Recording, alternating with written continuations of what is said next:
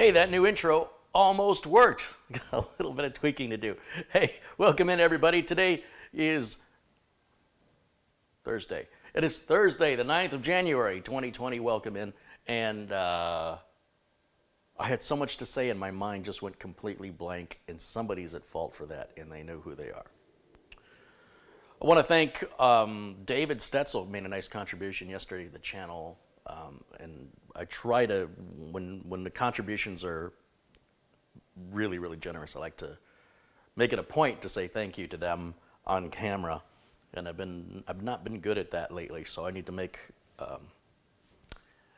fix that. Because certainly they deserve a shout out. Welcome everybody already joining here in the chat. We're getting a little bit of an earlier start. I like to give folks a little time to jump into the chat before we continue. You'll see I'm wearing the same shirt as yesterday because I'm going to continue the build I started yesterday. And when it all gets edited together, I want it to make it, it's like a movie, you know. They got to look the same as they did the day before, but they do it for, you know, a couple of months. And then, of course, at the end, it looks like it all happened in 90 minutes. And a few contributions came in while people were waiting, and some just came in now. So we'll give these generous folks their shout out and credit for their generosity. Starting with Jesse Kirk, who contributed $10. Brandon Looney contributed £2. Rudiger Luthi, $2. And Sharon Idle contributed £1, 1p. Now, Sharon has a fantastic website where she shares her music. Let me rephrase it. She's got a website where she shares her fantastic music. Check it out. It's free to listen to. And if you like electronic dance music, it's got a nice little rhythm, nice beat to it. And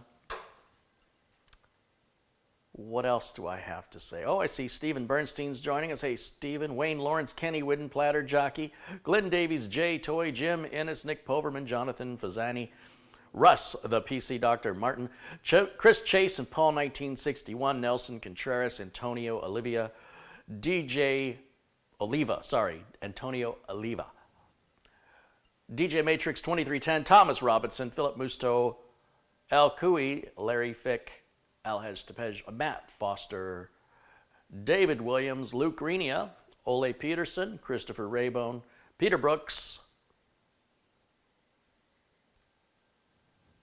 Robert Jones, Vern Mahorny, Newcomer 8771, Greg M,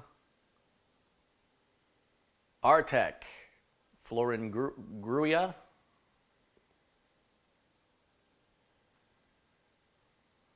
Scotty, Randy Ruff, William Dawson. Did I say William already? Chester Hughes, Dave Murray, watching us from Scotland, David Griswold, Gil Garcia. Welcome in, everybody, and thank you so much. Also, Nick Poverman was the first to point out I had the wrong link in the parts list below this video for the RAM we're using in this build. Somehow my copy and paste didn't clear out the previous item that was in there, and so we had the same item twice. That's been fixed. Thank you for bringing it to my attention, and to everybody else as well for bringing it to my attention. I appreciate that. Jim Ennis says hello from Florida. Who does the calendars? Nick, the person who does the calendars is Dave Murray. He does the, you know what? It's been a while since I've shown his calendars. He's an amateur photographer, or so he claims. I think he might be a professional photographer, and he's just really humble. And I swear I had it here. I remember I was looking for this the other day, and I couldn't find it. And I keep going to the same spot, and it's not reappearing. Isn't that how it works when you can't find something? Just keep going back to where it should be in the hopes that it'll be there this time. Oh, man. I need to maybe take some time off camera and figure out where I put it. I would have put it somewhere where it's not going to get any damage to it. Oh, I've got it. I do have it. It is not where I normally instinctively go to look for it for some reason that I cannot explain. Well, I will find it for a future video because I do have it. Dave, you don't need to send me another one. If that's what you're thinking. I do have it, and it's really, really nicely done, and it's big so you can see it. You know, it's not one of those little calendars where you can't.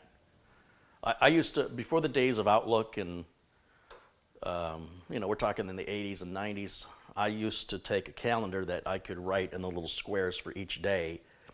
And if I had a dentist appointment, I would write it right on the calendar. The calendar was on my wall. I saw it every day, and I knew people's birthdays and appointments. All that stuff was kept old school on account. So I always liked calendars where you have enough room to write down things for each day. And anyway, this is a big calendar, and it's so nice. And I just can't remember where I put it. It's really embarrassing. But anyway, that's Dave Murray. Talk to Dave in the chat. He's in there right now, and I do believe he sells them, and so he should. Oh, there he is. He says yes, he has a few left. There you go. Best deal on a calendar you're ever going to get, too. I mean, for what you're getting, for the price you're paying, considering it's going to be shipped internationally unless you're in Scotland. Let's see what I'm missing in the chat. Joel Titmus says hello. There's Dave Stetzel. Hey, Dave, thank you again for your contribution the other day. I really appreciate it. Shrine Idol has provided the URL for her website. Definitely check that out. Frank wants to know what my opinion of Linux. Is it the future of desktop? Basically, it doesn't really matter how good or how bad something is. I think we know by now that the public uses what the public decides to use. We have very strange phenomena that take effect in our culture and our society. And where there's a lot of areas where Linux shines, it is not in use by the masses and likely won't be for a very, very long time. This is a question I've been getting for about 30 years now. Any day now, and that Linux is going to take over. It's better this year. It's much more advanced. It's much easier to use. That's what they say every single year. Unfortunately, the reality is that people, and especially corporate America, are primarily using Windows on their desktops. And, you know, look, I'm just a repair tech. I'm going after wherever the money is. The money is wherever the masses are. So in other words, if there are, I don't know, 80 million Fords on the road and 30 million Toyotas, and that's not accurate, but I'm just giving you an example. Just humor me for a minute here. And I'm going to be an auto mechanic, self-employed. Where do I have the most opportunity for jobs? With potentially 80 million people or potentially 30 million people. It's not an insult saying one car is better than the other. It's simply trying to sustain a business. So anyway, that's my thoughts on that. And I've got a couple of quick tips videos on that as well, but thank you for the question.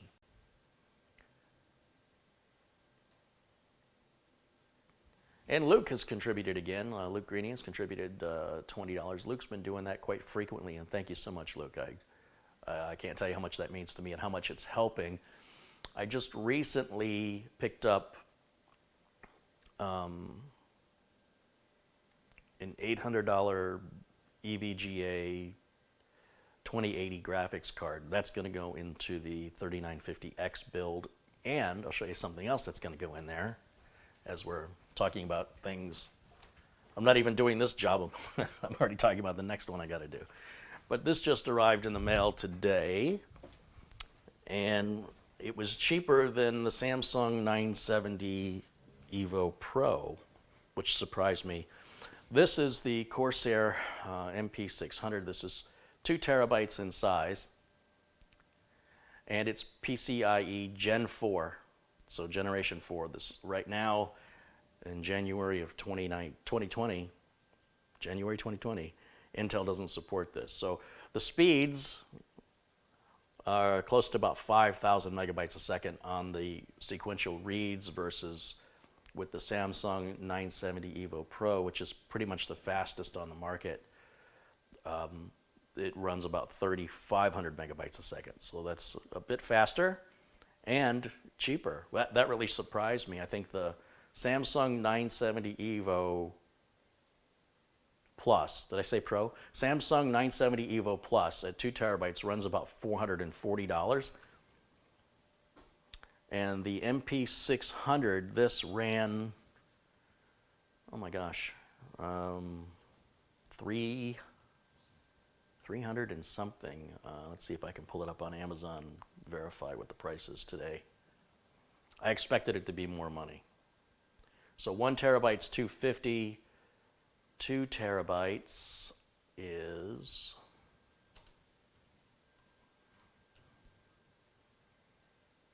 no, $449. I seem to recall paying less for this. I'd swear it was less than this. Now I'm confused. Because I was surprised. I wonder if I got a deal. And I just thought it was the normal price. Okay, hold on. I got to look up what I paid. Because now, now I got to know. It's bothering me. Because when I was ordering, I'm like, how can this be cheaper and faster?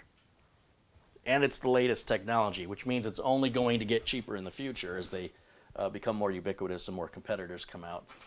And it's also going to get faster, too. That 5,000 is just how we're getting started. It should be able to go up to 8,000, I think, once they get it up to speed, if you will.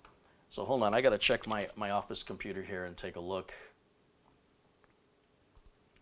What did I pay for that? $379.99. Wow. Maybe I should have ordered 2 at that price, huh? Because now it's $450. I guess it must have been on sale. I don't recall it telling me it was on sale. Yeah, I paid $379.99 for that. Just got lucky. So anyway, that's going to go into the Ryzen 3950X build that I have right here.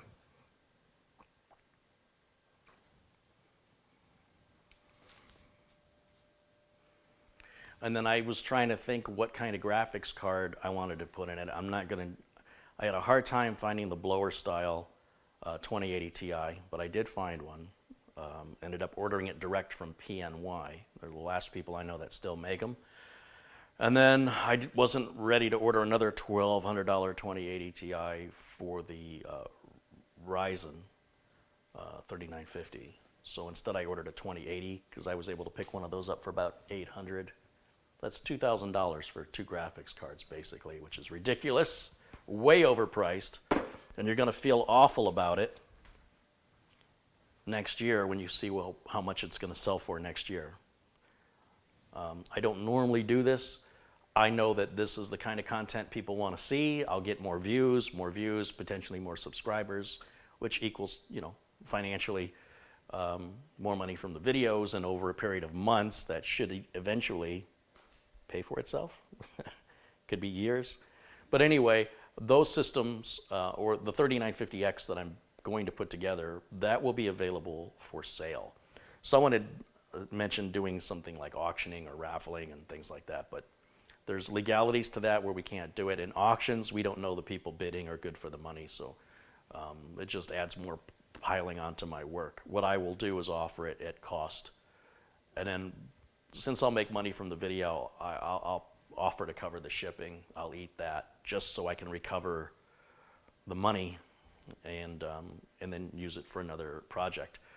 And we'll see if that works. I mean, if it works, then that may be something for me to continue doing and to repeat with other stuff. There's new 3080 Nvidia graphics cards probably coming out, hopefully around the time of when Cyberpunk 2077 comes out, maybe in there. Nvidia won't say, but it'd be a shame to drop that kind of cash on a graphics card, only they have the next model come out in a month or 2 and then completely devalue what we just bought. But it is a killer graphics card, I did see an Nvidia Titan X available for sale for $999. And I was tempted, but it's used, and I want to show brand new products on my channel, but boy, my finger was hovering over the button. It's definitely not worth it, man. It's not worth it. Robert Fitzpatrick has contributed $2, and Jim Innes has contributed $5. He says, here's $5 for my virtual dogs, Lyle and Jimmy. Well, speak of the dog, he's walked in and go into his water. Thank you, Jim. Polestar69's contributed £5 and says, hello from a windy southeast England.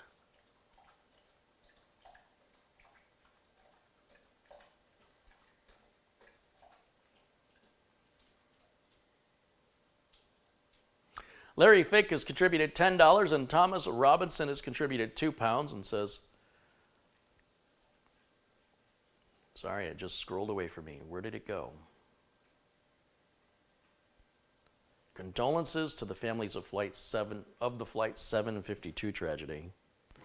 Yeah, I doubt any of them are watching my videos, but I guess it's the thought that counts. That's a nice thing to say. Robert Fitzpatrick has contributed $2, who says we do it right because we do it twice.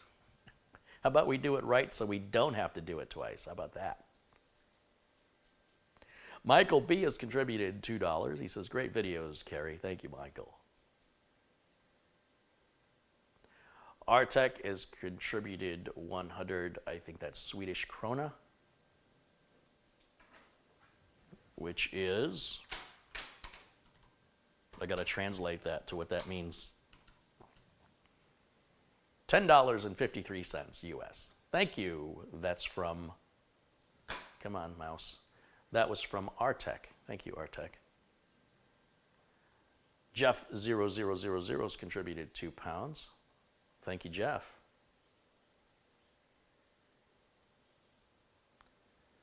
Bob Shoemaker says, Carey, I got a call from Acronis today, and they asked how I found them, and I said you recommended them to everyone. Thank you, Bob. I appreciate that. I recently Acronis is a big company, and what's happened over the years is something that just happened to me the other day. Somebody from Acronis reached out to me to thank me for recommending their product and had some questions about me and my channel. And so I had to let them know that, you know, Acronis flew me out to their cyber summit, and I interviewed their chief marketing officer, and I've been talking about their product for about 10 years now, and certainly would love to meet everybody at Acronis. But because the company's so big, I don't think they realized that other people at their company were already working with me. But that's not to say I can't work with numerous people at the same company. And I'm always flattered when that happens. You know, there was times when I didn't hear from anybody from Acronis for a couple of years, and I really didn't reach out to them. I just figured sooner or later they'll see my articles or my videos, and they should like what they see because I really like their product, and it'd really be nice if they liked me back. So it seems they do, and that makes me happy. I do believe it's a great product, it's a great price, and it's something that can prevent you from becoming a victim over viruses and exploits, and you know, data is sort of one of a kind. It's very difficult to recreate, and a lot of people don't understand how backing up works or what it means, and Acronis makes it very, very simple. Just follow the prompts on the screen, do an image of your hard drive to an external drive or even up to the cloud, and at least you've got some kind of a safety net, which is a whole heck of a lot better than no safety net at all.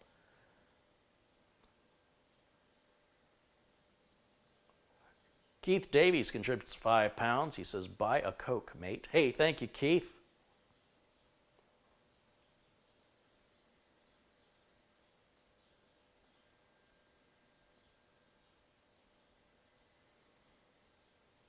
Luke says, I can't wait for that Xenos build. That thing is going to rock. Yeah, and we definitely got to get Mitch over here to work the camera. And I can't wait to build it. But I'm so far behind with some real customers waiting. I need to get that done first. But I can't wait too long on it, because I'll tell you what's happened in the past is I have bought parts for the Xenos build, and by the time I went around to getting around to building it, there were already better parts available. And a case like that deserves the best parts possible. So I promise you it's coming very, very soon. Carey, would you ever put a smart lock on your door? No. I don't even want a smart thermostat. I really don't want any smart appliances. I prefer dumb. You know, I've never really put a key in a door to unlock it and said, I wish there was an easier way.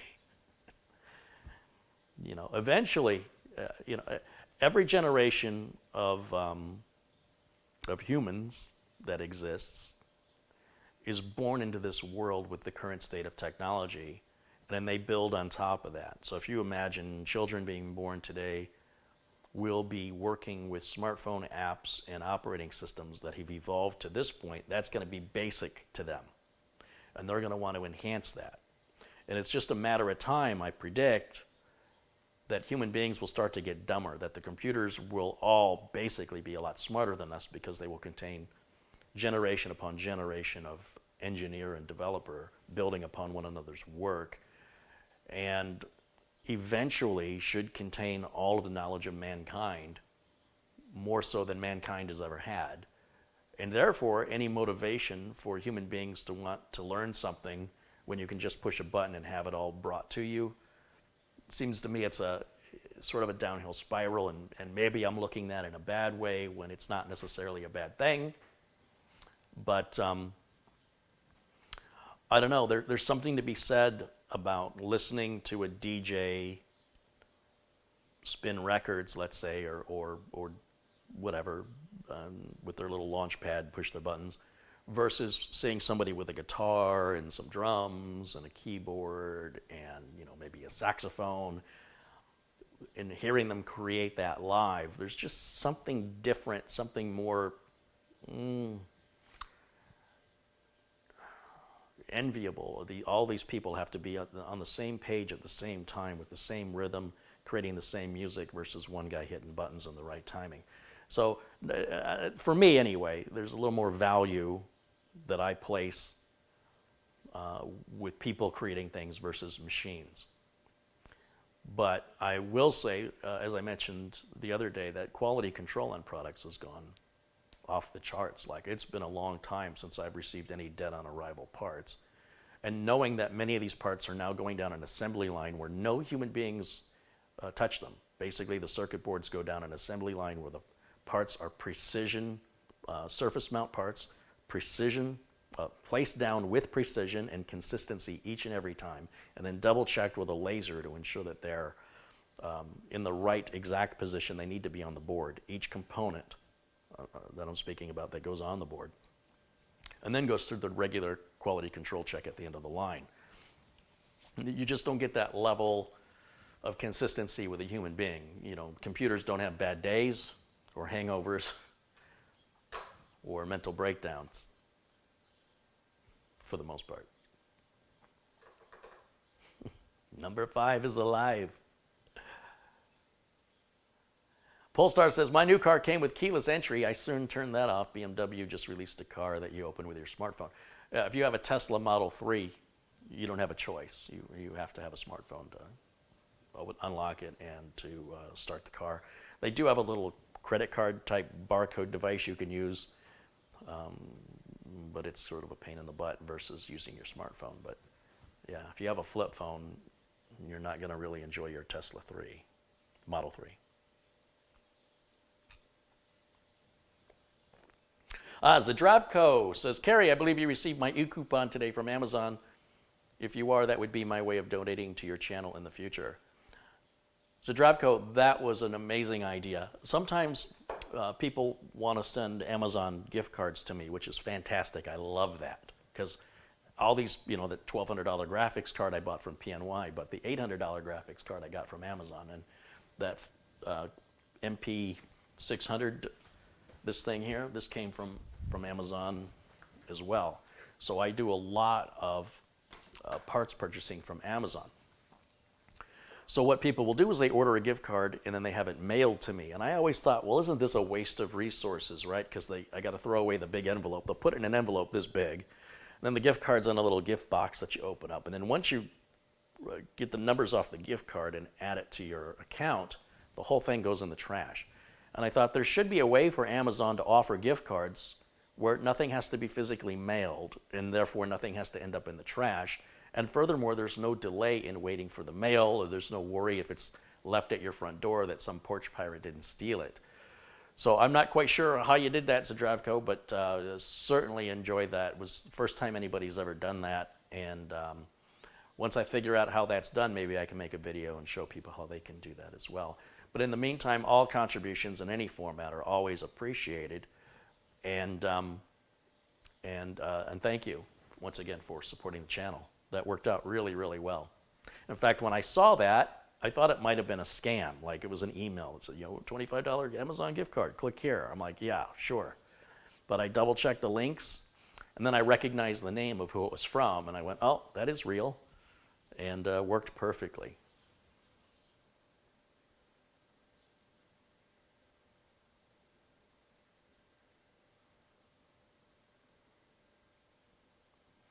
Carey, you forgot about the HAL 9000. I'm afraid I can't do that, Dave.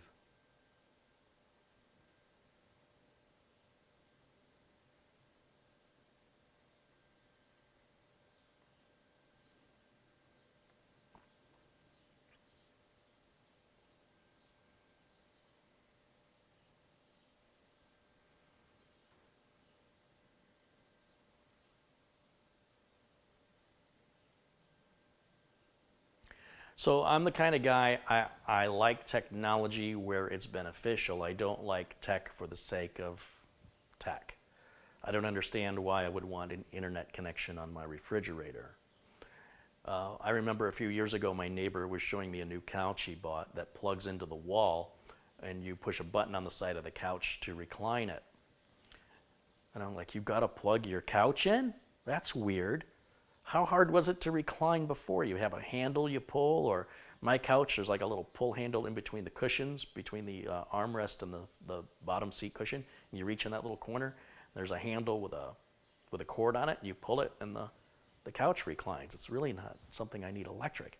And what's worse is after he had it for a while, you'd be sitting on the guy's couch, and if you just kind of sit sideways, the couch starts moving because your hip is hitting the button. And you're like, stop this thing, I can't. Jane, stop this crazy thing. So, yeah, I don't like tech for the sake of tech. It should be something useful, something optimal, and something that isn't going to make my life miserable if the power goes out. Obviously, if the power goes out, the internet goes out. And if the internet goes out, then it's difficult to control your smart appliances. Although they generally always have a manual override, you may not know how to use it because you're so accustomed to using the app that comes with it. So anyway, not for me. I don't need my garage door doesn't need to be on a smartphone app. My car does not need a smartphone app. My refrigerator, my washer connects to my Wi-Fi, my new one. All it does is tell me when the laundry is done. It won't move it to the dryer for me. So a lot of good that does me when I'm 3 hours away, knowing, oh man, my laundry's gonna have to get washed again. It's probably gonna get moldy sitting in there if I let it sit in there that long. Thanks for the anxiety.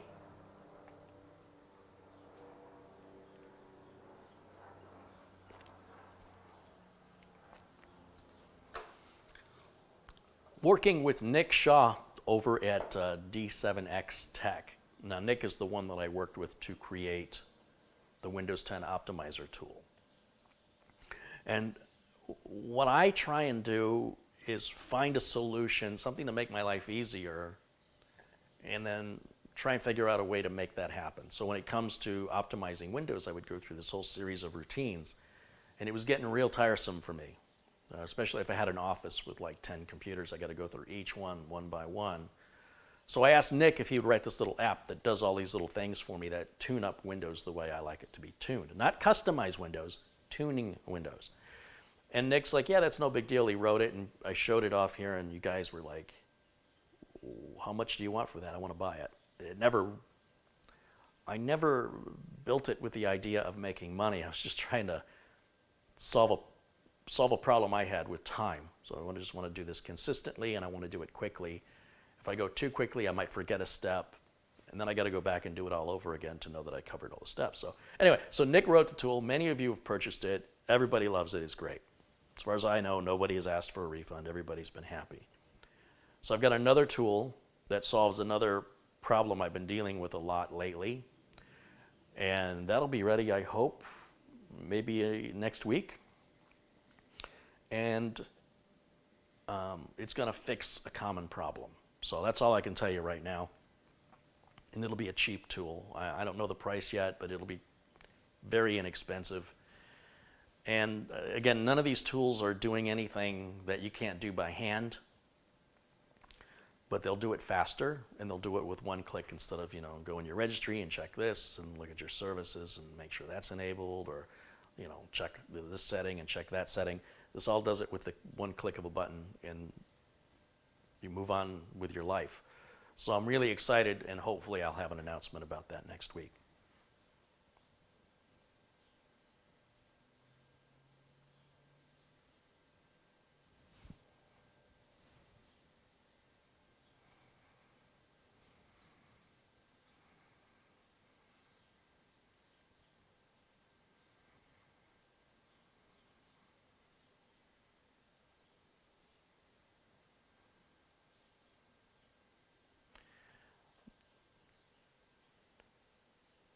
Oh, Daniel Skinner's posted a link for how to create an Amazon e-gift card.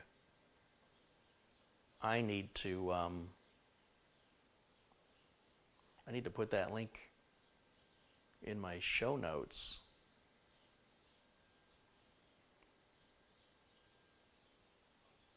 Let's see.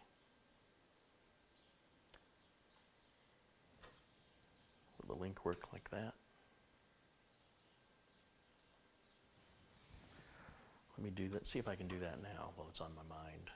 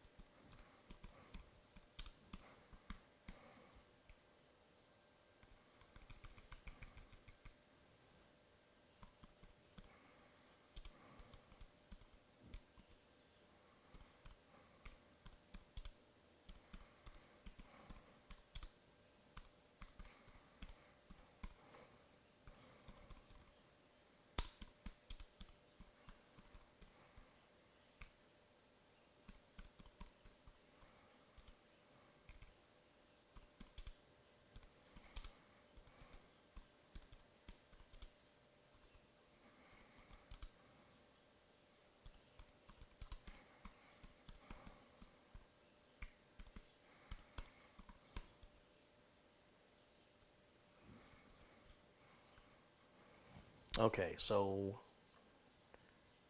that is going to be in the video notes now, that link for the Amazon e-gift card. Thank you for providing that, Daniel. Save me the research I'll have to do later, which I will always forget to do. I'll sit at my computer to do it. There'll be an email, I'll respond to it, I'll get a Facebook message, then I'll get up to get a drink out of the kitchen and realize the whole reason I went in there was to look at Amazon and how to create it, and I forgot. And then I'll go back and do that 3 or 4 more times. Let's see what else I'm missing in the chat, and then we're going to get started here. Let's see. Ronald Hambrick says hello. Randall Hill, welcome in, guys.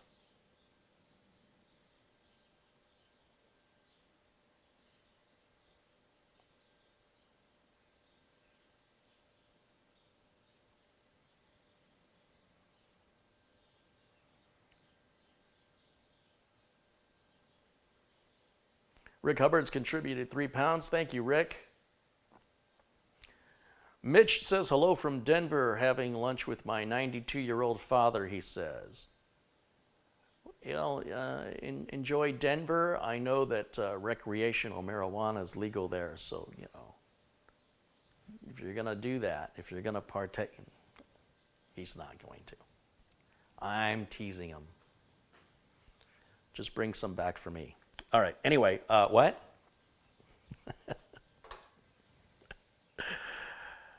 It's all about the edibles.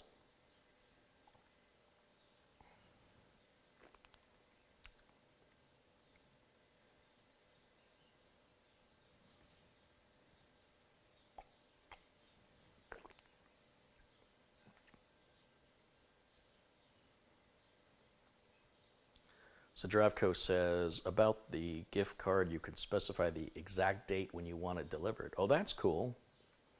So it doesn't have to be right at that moment if you want it sent out in a week's time, or, you know, say you get some money coming in, you want to wait, you figure you'll have it, you get paid on Fridays, have it go out on Saturday. Yeah, that's cool. I like that.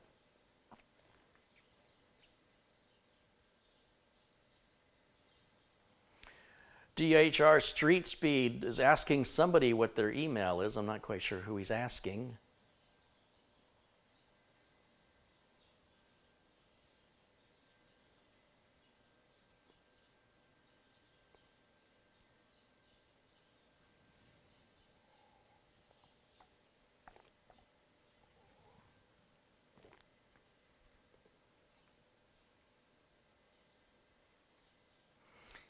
Coggen says, if your new gizmo is half as useful as your optimizer, I want one.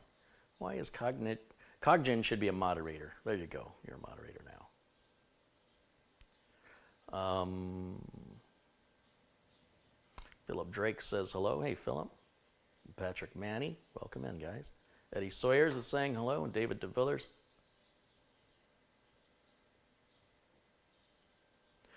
Oh, DHR Street Speed wants to know my email for the Amazon gift card. Oh, that's a very good point, isn't it? You can email me directly. I don't normally give my email address out because what was happening is I'd be bombarded with emails from people that had nothing to do with business. And it was just like, I don't know, they want to reach out and they want to talk. And that's all well and good. Don't misunderstand me. I just don't have time to deal with it. It's too much for one person. But let me put it in the chat room.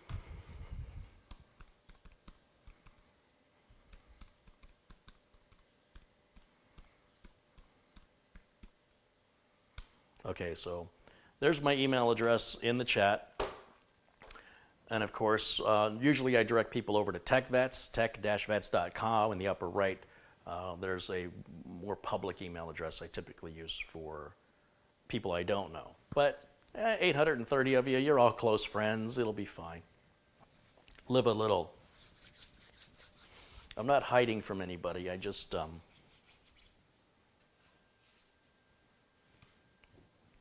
I just don't know how to endure inviting more work onto my plate when there's more there than I've got enough. You know what I mean? So that's all.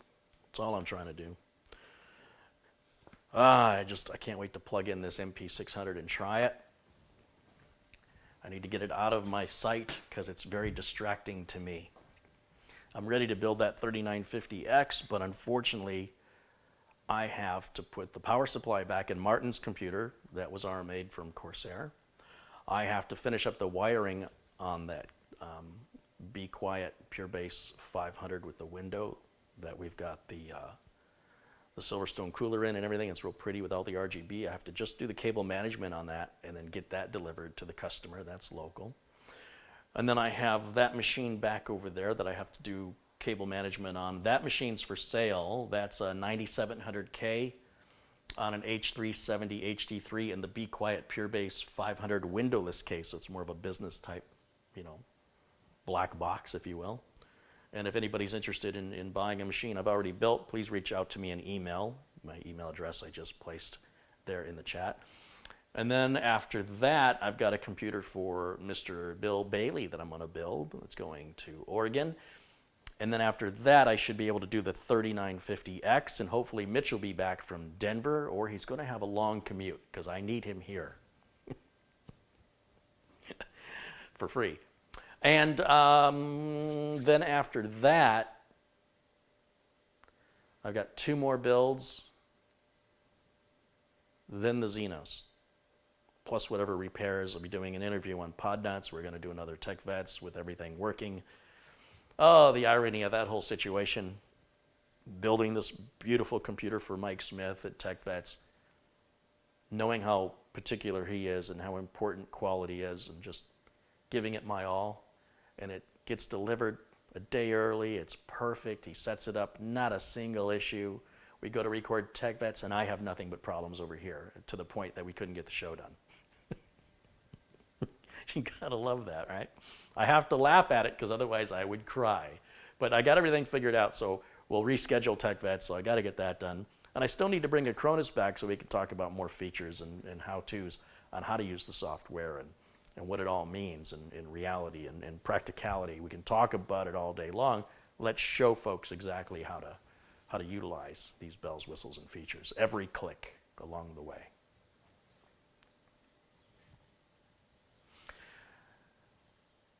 And Sharon Idle says, if anybody in the UK wants a PC built, contact her. Contact Sharon Idle. She builds PCs. Mitch says he'll be back on Sunday. That's great, Mitch. Perfect. Paul says, you got too much bloody work. Well, it's not work. It's play. What, are you kidding me? Samuel Ramos, Gary Whitaker, Colin Robertson, welcome in, guys.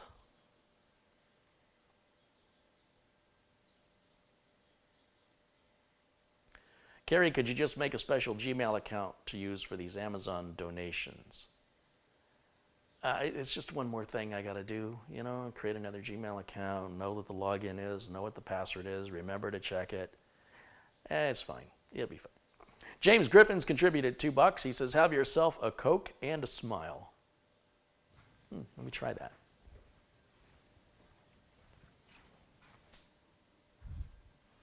Got the Coke. See if we can work on that smile.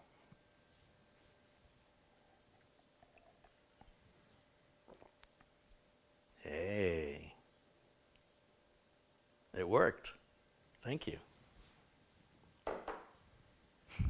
Stupid. Dad jokes to go around.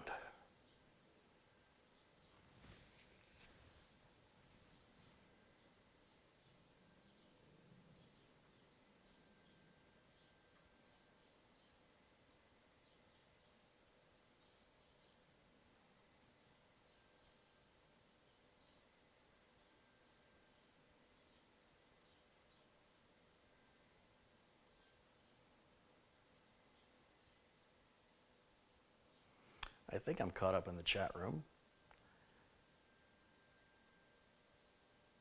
I need some new ice cubes. Yeah, they all melted, didn't they? But it's still cold.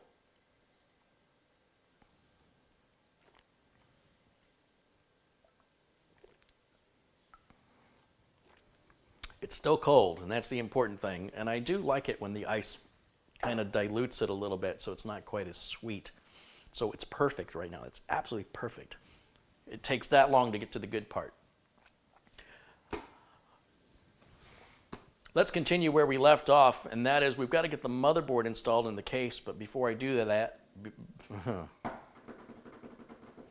know what, let me run the titles again, because that takes care of the hour-long monologue, 45 minutes. And we're going to roll titles one more time to do a new intro. So that was all just behind the scenes. Let's get some work done.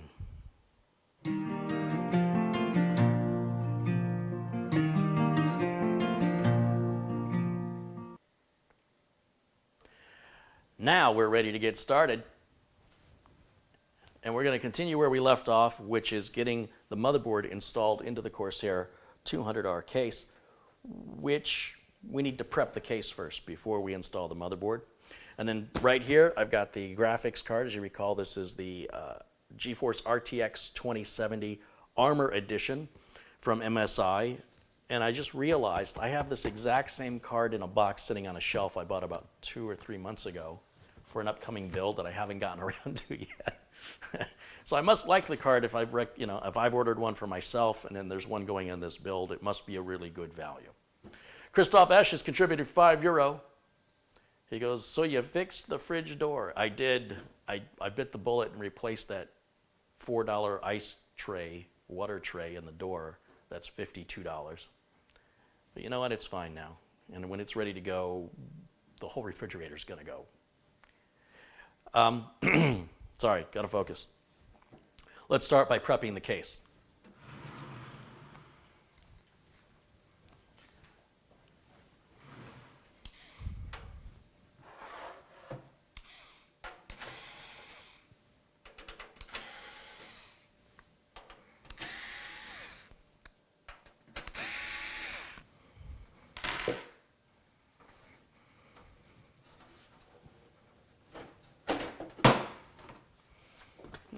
panel's got a little warp to it. It's a little more difficult to come off than it should be, but it can happen. It's not a showstopper. It should slide off real easy. Yeah, this one's pretty tight too.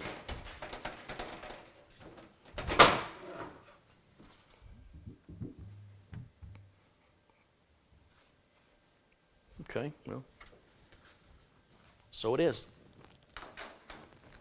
I've got the motherboard I/O shield right up here, getting ready. Got that prepped for today. Now, I talked about I/O shields in the past and how you've got to watch for the little grounding straps to fold under. And I had mentioned there were other types of I/O shields from other manufacturers, even sometimes from the same manufacturer. In this case, I was looking at a Gigabyte I/O shield that was on the H370 HD3 motherboard, which is a cheap board. This motherboard's almost twice as much money, and its I/O shield has this nice foam covered foil on the back. So there's no grounding straps you have to worry about getting folded under. Makes life a lot easier. It's labeled with the word Prime on it. I don't know why that's important. But there it is, and we're going to just turn this around and we're going to pop that right into this hole right here.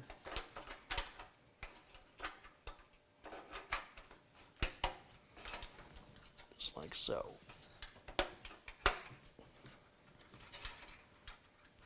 Now, for many people, they're going to say, wow, he makes that look easy. Well, after you install about 4,000 of those, you'll probably make it look easy too. Give yourself patience if you've never done it before, and don't expect to sit down at a piano for the first time and sound like Mozart. You know, it takes practice. But at the same time, just because you're not going to start out being the most amazing doesn't mean you shouldn't bother getting started and trying. So don't. What I'm saying is when it comes to installing this piece, it's probably going to take you a little bit longer than what you just saw me do.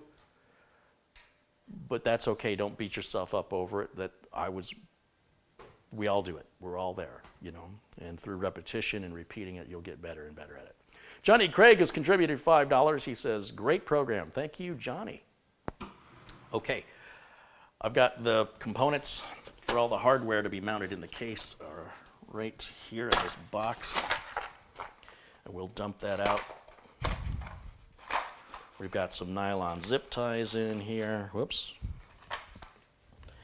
And packets of screws. Nothing else in there. So that can go right over there. Now with these screws, there's several things we're not going to use on this build. We don't need the extra standoffs. We don't need these long fan screws. If we're adding another fan up front, we're not going to do that. Then we've got these screws also for fans, which we're not going to use. So these 3 bags, not part of the build for today. Nylon zip ties, I never have enough nylon zip ties, so they only give you like 6, but that's still 6 more than I had, and I'll take it. And then the 2 bags of screws ultimately that we're going to be using are a small thin thread or fine threaded screw and an equally small coarse threaded screw. They're very similar at first glance. And if you use the fine threaded screw in a coarse threaded hole, it'll just never tighten. And if you try and use a coarse threaded screw into a fine threaded hole, it won't start, or it might go in on a real sharp angle. No matter how you do it, it always wants to go in on an angle, and it won't go much further than 1/4 of a turn. Don't force it. You've got the wrong screw. So typically the fine threaded screws are used on optical drives, solid state drives. The coarse threaded screws are typically used on mechanical hard drives, and also typically, but not always, typically used for mounting the motherboard to the case. It does vary from one case manufacturer to another. So we're working with a Corsair 200R, so the hardware that comes with what you see will also vary. The hardware that you see that comes with the case will vary based on what model of case you have and who makes it. So different companies do things different ways, and if they didn't, they would sue each other. So that's sort of a necessity. Now, we're going to get the power supply installed next. This is the EVGA 650 G5. I don't know that I've ever used a G5 before, but I expect it to be very similar to the other EVGA models that I've used. A couple of contributions came in. Darren Cluth and Peter Brooks. Peter says, popcorn, cup of tea, and watching you. Bliss. Right on. Thanks, Peter. You going to share that popcorn or? All right, let's get this tape cut here.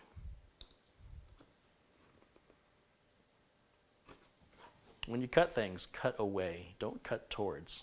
Cut away. They taught me that when I was about 7 years old in Cub Scouts.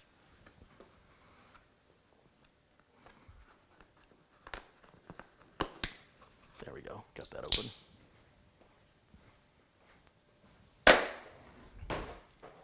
I'm kind of curious what the price on this.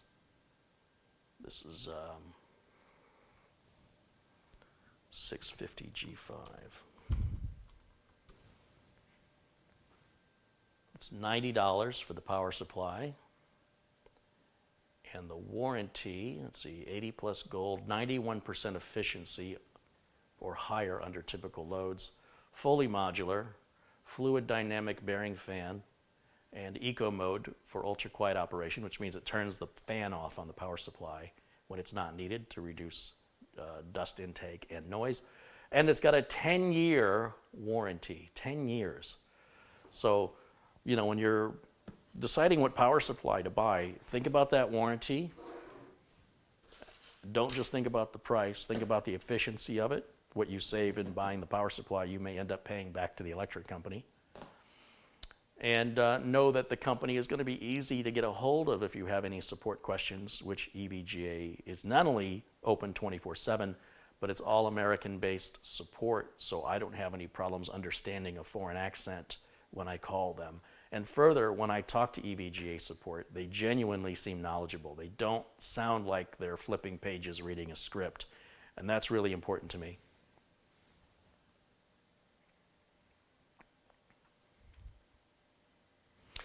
All right, let's see what this looks like in here.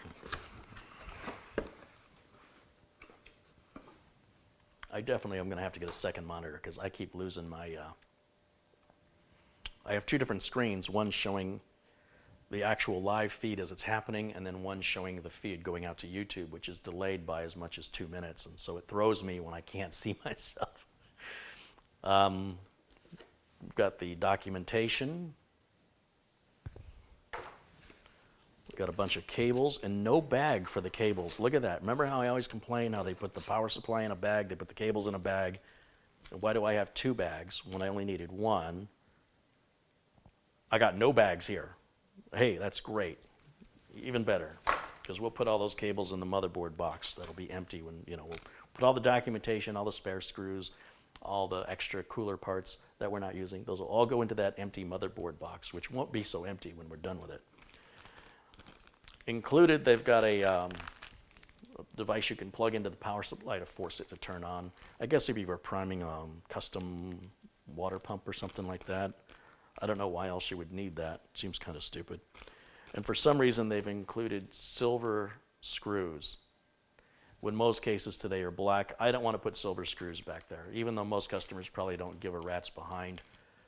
I've got some extra screws that are black that'll match the case, so I won't use those. This is desiccant. This is to absorb moisture in the air, because you know all that moisture we have in Arizona. And it's got a warning not to eat it. So the last thing you want to do, whatever you do, do not eat this. Don't do it. It's not good for you. Okay. Oh, it's very dry. It needs to be moist. All right, in here is the power supply. It's got a weird little color on the bottom of it, which I don't know who's supposed to see that. But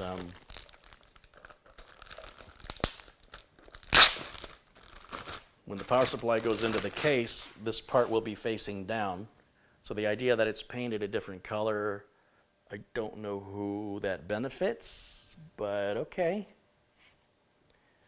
And there's all of our connectors on the back, all the modular connectors, which doesn't have a lot of them as far as power supplies go. It's got pretty much the bare necessities. Typically, there are twice as many SATA connections on other power supplies. However, I don't know what this other one is for here, this 6-pin peripheral. I wonder what that's used for. So it's sort of, I understand why it's $90 now. It's sort of a little more limited with the number of connections on the back. However, with the machines I build, this has more connections than we need anyway. We're going to use the 2 motherboard connections. We're going to use one of the VGA connections, and we're going to use one of the CPU. We are not going to use any of the, I don't know what that's for, periph, I don't know what that's for, or the SATA. This won't have any SATA optical drive or hard drives in it. But if the customer wants to add that later, he'll have these cables in the box, and he can do that. On the back of the power supply, you'll see we've got the standard on-off switch, but there's another little switch right here that says Eco, on or off. And I recommend you flip that switch to on. If you switch it off, the fan runs all the time, and that's just bringing more dirt and debris in. Why have that fan run if it doesn't need to? Remember, the fan's going to draw air in from the bottom and then blow it out right through these holes. So it just goes right in and out, in and out. It doesn't enter into the case at all. So what I recommend you do is put that fan down, and then when we put it in the case here, just push it to the back and then slide it all the way forward. And there is a little filter on this case, and as there is on most modern cases, right underneath the power supply. And it's important you clean this from time to time. If you don't know if you've got one of these, take a moment and look, because it's probably plugged up and suffocating your computer, or at least suffocating the power supply. And if you're somebody who's too lazy to clean these, then just check and see if you've got one and remove it and throw it in the trash, because I'd rather you didn't have one than that you had one of these and it was completely plugged up and you can't be bothered to clean it. So show a little kindness to your computer and let it breathe. Give the people the air. Sorry, that was, does anybody know what that's from in the chat room? Let's see how many nerds we got in there and how many people can detect my horrible accent. Let me go back in my office where you guys respond to me, because that's going to take, like I said, there's a delay from when I speak to when you hear me. And I bought a big old kit of black screws for just this issue. And this little bag of screws I bought is available at Amazon. I put the link to that in my Amazon store. If you go down the video notes, you'll see my Amazon store. Any purchase you make at Amazon from going to my Amazon store, well, will result in a small commission back to me. You don't even have to buy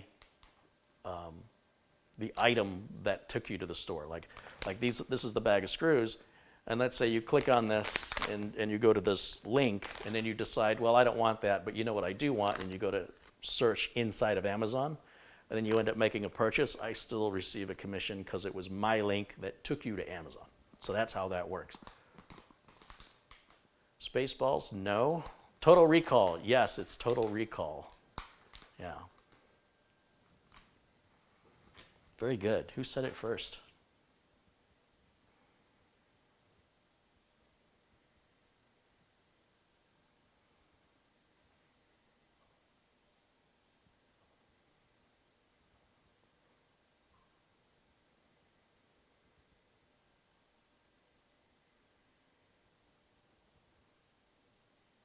KJ3N, looks like you said it first. Jim G, got it. David Bateman. Heinrich Bo Anderson, Darren Kloof. Wow, and there's a lot of you nerds out there. Very good. And Total Recall was based on a book written by anyone? Anyone?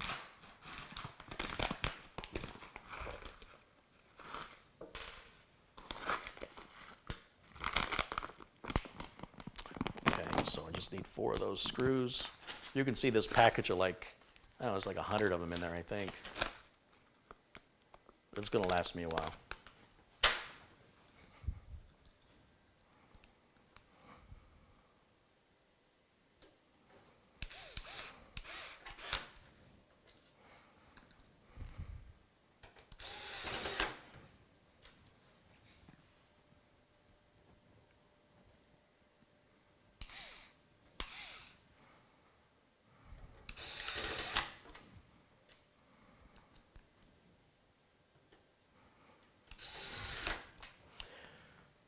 Anybody in the chat room? Nobody knows there. Well, Philip K. Dick. Yes, that's correct. So Philip K. Dick has written a number of books that have been turned into movies. Can anybody name some of them? Total Recall is one. Ben Stroud has contributed $2. He says, my heart surgery got pushed back 2 weeks. In a way, it's kind of a relief, and in a way, it's not good. You know, the sooner you get that taken care of, the better. But nothing like having the anxiety for 2 more weeks, right? I'm sure it'll be fine, though.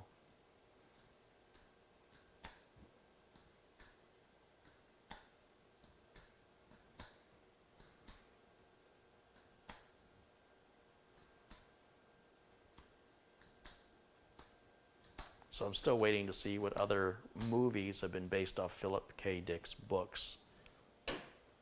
Name me 5 more.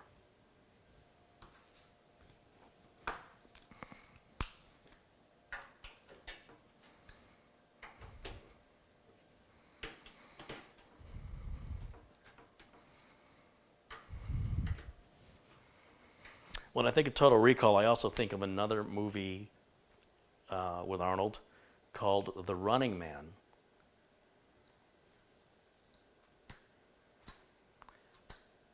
Can anybody tell me who wrote the short story that the Running Man movie was based on? Here we go. Now we're seeing some movies coming in. Minority Report, Blade Runner, Paycheck. Yes, these are all Philip K. Dick. That is correct. Somebody's going to Wikipedia. That's okay. That's allowed.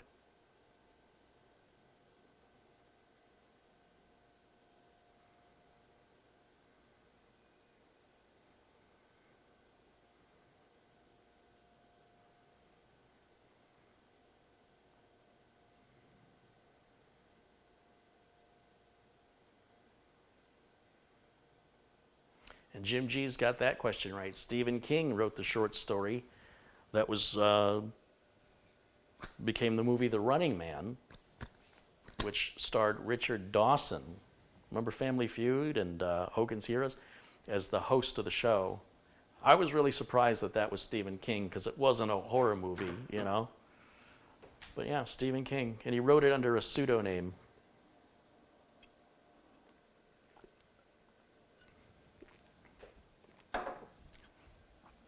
So anyway, if you like those movies, if you like Minority Report, if you liked Total Recall, if you liked Paycheck, if you liked, I was trying to think of what some of the other ones were that he did. You might want to look at, Blade Runner. You might want to look at Philip K. Dick's library of work, because there's a lot of books that have not yet been turned into movies, and if you like that, you might even want to compare the book to the movie and see how it differs. I enjoy doing that sometimes. Oh, A Scanner Darkly with Keanu Reeves and Winona Ryder. Yeah. The Adjustment Bureau. It's a weird movie. That was Christopher Nolan, wasn't it? Was it Christopher Nolan that did it? It's one of those Christopher Nolan type movies.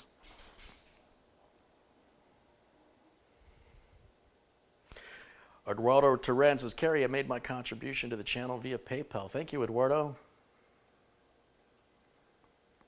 I'd buy that for $1. That's RoboCop. Which takes place in Detroit. Of course it does. All right, let me put these screws away.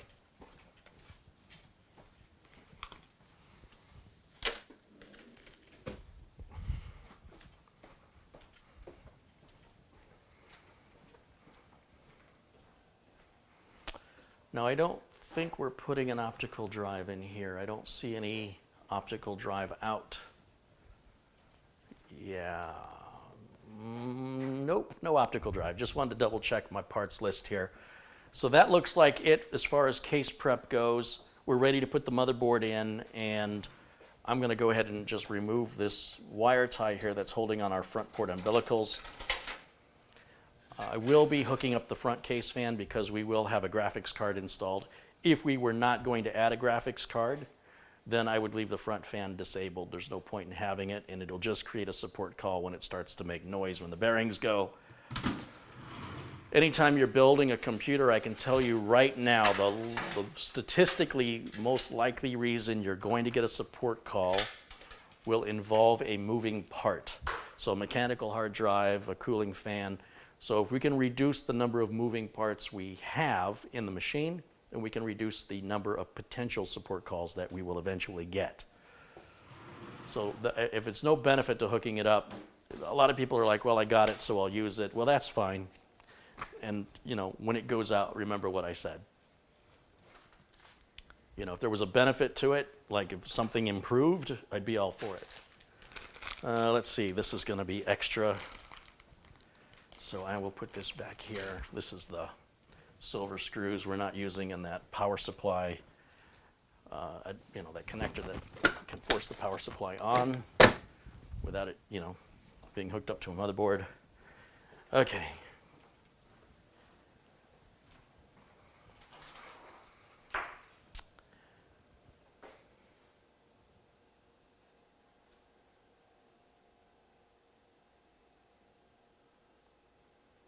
$1,136 people are watching, so I should probably do some work. So I'm going to lay the case flat. Now, ordinarily, it'd be great to have a camera somewhere up here shining down so you can see what I'm doing. Unfortunately, I don't have anybody to operate the camera for me today. So I do have other videos where I show how this process is done. But ultimately, I can at least turn it this way so you can see the I/O shield. I want to make sure all these ports line up with that I/O shield. I'm going to put the motherboard in on an angle like this, and then once the ports line up, I'm going to lay it flat. And one of the standoffs in the case, the very middle one, has a post. And it's that post is going to go through the center hole here, and it's going to hold the motherboard in position so we can get the screws from the bag and secure the motherboard down with the screws, and then I can lift the whole thing back up. Now, before I do this, it's just now occurring to me I probably want to get that CPU power cable, which is right here, right up in this corner. This is the top of the case, so it's going to be hard for me to get my hand in there once the motherboard's installed. So it'd be in my best interest right now to hook that cable up, and because this is a modular power supply, I can just hook up one end of it. I don't have to worry about connecting it to the power supply yet. Just connect it to the motherboard and I'll be good. So to do that, what I'm going to do, this Corsair 200R case has a little wiring hole right up in there. And I'm going to bring it in that way because I found if I try and bring it in from this side, sometimes it's such a tight fit. This is just a lot easier to do this. And that other side just, it's not going to fall through. I can tell you that. It's not going to go through. So now when I get the motherboard in position, I can just put this 8-pin EPS power cable on it. And this is not a problem you would have if you were using a thinner heatsink, like an Evo 212 is about an inch thinner than this. So you get more room to potentially get your hands in there. Or if you were using a liquid cooler, of course, then it's wide open. Or if you were using a case that was taller and it had more room from the top of the motherboard to the top of the case. So this is not universally something you should expect to have to deal with and prepare for unless you're using the same parts I'm using. Okay, now, as I was, let's get this seated. All of the standoffs are pre-installed by Corsair in the standard ATX position, and this is a standard ATX motherboard. You still want to double check and make sure that you have the same number of standoffs as you have mounting holes in your motherboard. If that number is off, if one has more than the other, fix it before you install the board. So I've got the motherboard just laying flat. It's not lined up or anything. It's just taking the weight off my hands and just letting the board sit there. You'll notice when I pick the motherboard up, I'm grabbing it by this big heat sink. There's no worry of any electrostatic discharge because it's not going to go anywhere but to the heat sink. You can't damage it with electrostatic discharge. Now I can take this cable and plug in this EPS, which is basically voltage to the CPU. And it's two 4-pin connectors that typically you kind of hold together. This is a lot easier if I didn't have to hold the motherboard with one hand while I'm doing it. and then the clip is going to go towards the outside edge of the motherboard. Now, most motherboards, that's the direction these plugs go in, is with the clips facing the outside edge. But I will tell you, there are motherboards that have them go sideways or have them go reverse, which is, to me, a really bad engineering design. But watch the direction that the clip faces when you go to connect it to the board. And then you want to lock that down, and you should tug on the cable, make sure that it's secure and that it's not going to fall right back out. And I'm going to pull the slack through so it doesn't get trapped under the board.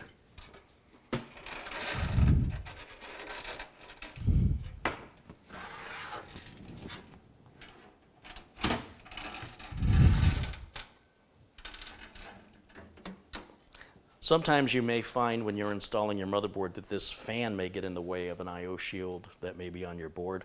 It's just 4 screws to take the fan out. It's really not a big deal. I don't like to do work I don't have to do, so I always like to try and install the board first with the fan installed. So again, I'm going to line up these ports on the I/O of the motherboard and line it up with the holes here on the shield. Once that appears to be lined up well, I can then push the motherboard towards the back of the case, towards the camera where you guys are watching, and then it should seat down onto that one standoff with the post in the center. And it won't do it if it's not lined up right. So I'm just going to wiggle it around a little bit. There it goes. That took a little bit more strength than I was expecting. And I can see this top, this isn't lined up right. I have to push down on it here.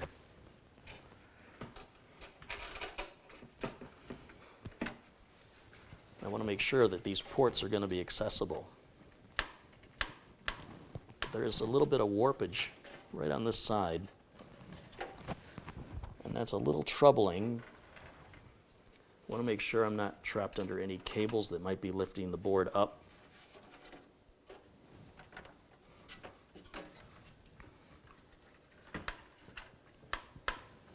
And I think I'm going to start by putting a screw into the board right there in that corner just to see if it'll push it down so that those ports will line up with the holes correctly. Sometimes the boards will warp a little bit in shipping, just sitting in the box, and sometimes it just takes a little pushing it back the other way. Takes a little bit of strength, but don't use brute force. I don't want you to break it. But I'm kind of curious, so if I put the screw down in this corner first,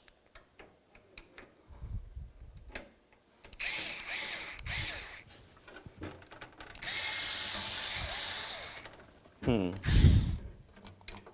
just not quite lined up right.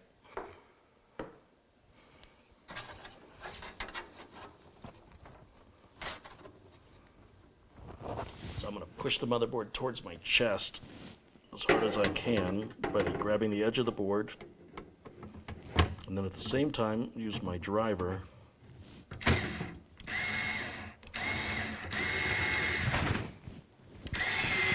there it goes. Now, does that line up better? It is better.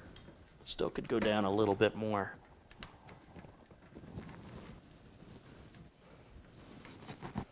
That should be all right. When you put a USB drive in there, it should automatically push it down and out of the way.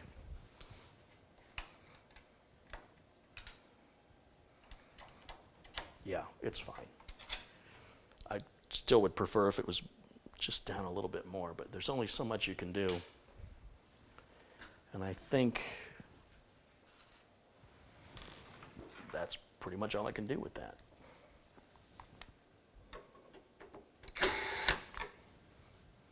Now the screwdriver I'm using, this is a Milwaukee M4, and it has a clutch setting on it that automatically turns the driver off and prevents it from turning once that clutch setting is hit. So I don't have to worry about stripping out any screws or tearing the heads off of screws.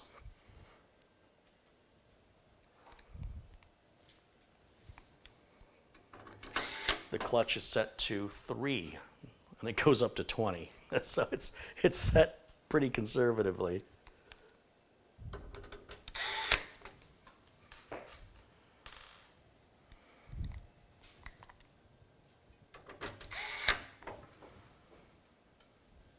Okay, there's one last one which is always hard to get to, which is between the RAM, the heatsink, and the top of the case. And it requires a long bit to get in there. I've got a 6-inch Phillips #2 on the end of this driver here that's magnetized. And again, purchased from Amazon, both the bit and the driver, and the links to that are in the Amazon store link in the video notes below this video. So with those screws, that secures the board to the back of the case, so it's not going to go anywhere. And now I can show you what that looks like, and we can begin cabling.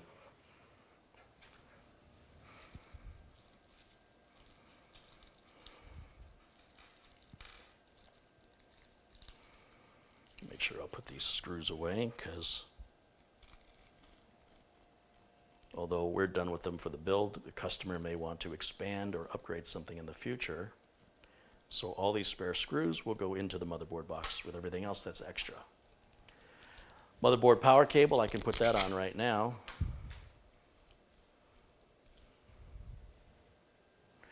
And we got a VGA, a single VGA cable. That's interesting, they're usually doubles. But I guess that's a cleaner install if your video card only requires one power cable. And on the back of the power supply, we're going to go, let's see, clip is going to face up. There's only one place these plugs will fit for the motherboard power, so you can't plug it into the wrong place. We can run it out through this wiring hole right here,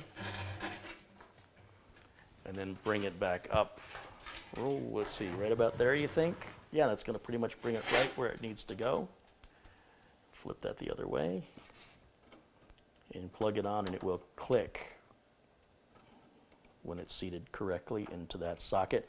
It's very dark, so I know that you can't see it well, because I can't see it well, and I'm standing right in front of it, but it's a very large connector. It's the only place it'll fit, and it only goes on in one direction.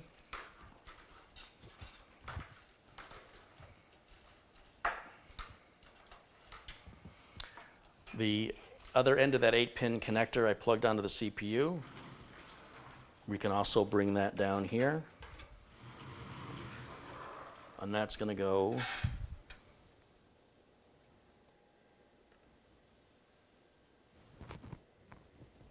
I need a flashlight to see in there. I can't read the power supply now.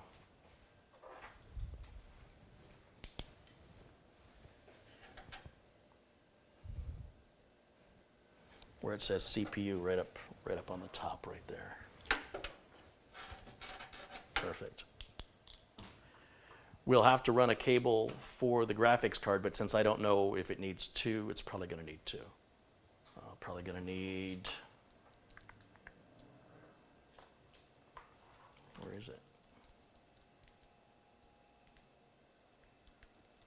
Well, it looks like that peripheral is Molex connectors.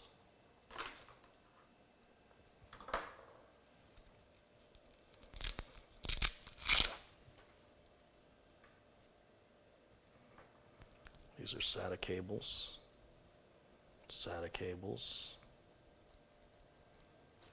Now I'm getting worried.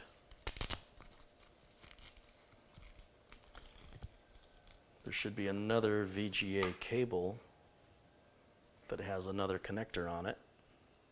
I mean, we've got two spots on the back of the power supply for VGA 1 and VGA 2. And they should have included a cable that has two connectors on it, since most graphics cards I deal with require two. And it appears we did not get one. What's this? Here it is. We got it. That's probably the one we're going to need. So it's the same cable. One's got two connectors on the end, right here, and one's got one connector on the end. So if you have a video card that only requires one connector, this is a cleaner look to use this cable in that build configuration. And if you have a video card that's a higher end card that requires two power connectors, then again you can run a single cable, and then that's a cleaner look for that configuration.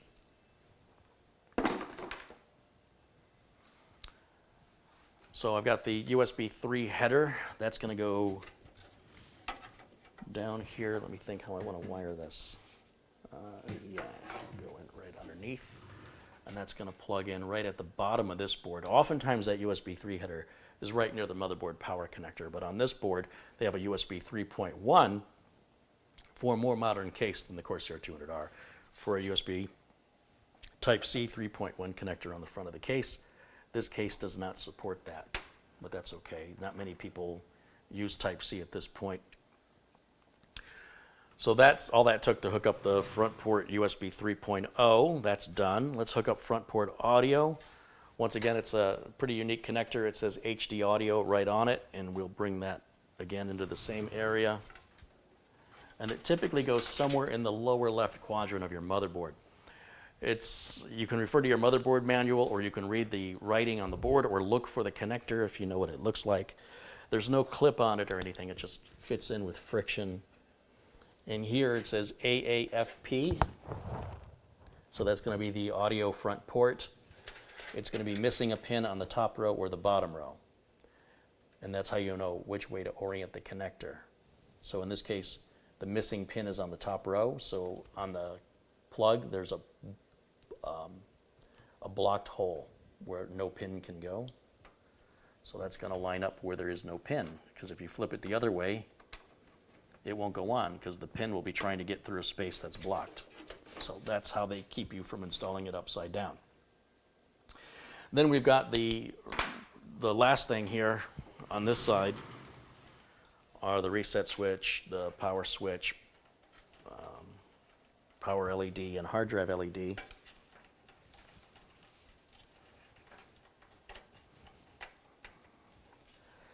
And I always take a moment to untangle these cables. We'll feed them through the bottom here, just like that. And I've got other videos with close-ups showing these cables pretty much all go the same way on all ATX and micro ATX boards, which is the hard drive LED going on the bottom row of pins closest to the left edge. The hard drive LED goes just above the power LED with, again, the positive indication on the cable is going to go closest to the edge on both the power LED and hard drive LED. Power LED sits above it, directly above the hard drive LED. Next to the hard drive LED is going to go in the next two pins. Hold on, I want to untangle this. It's bugging me.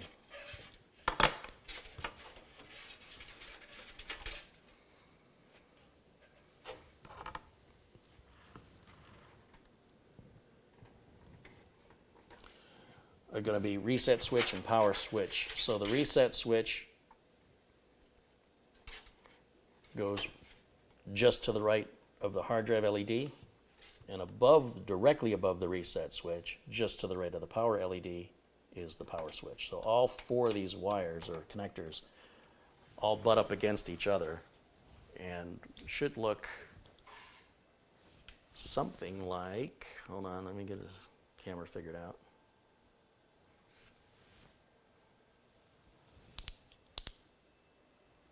Something like that. They're all bunched up together, starting from the left side, and you'll see they're on horizontally, they're not on vertically. Power LED furthest to the left, power switch next to that.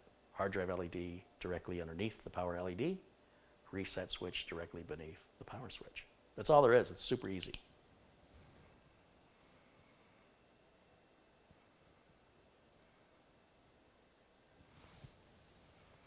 Now, we've got to get a graphics card installed in here.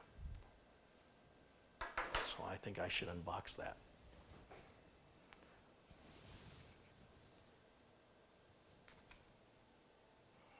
Let's go that way.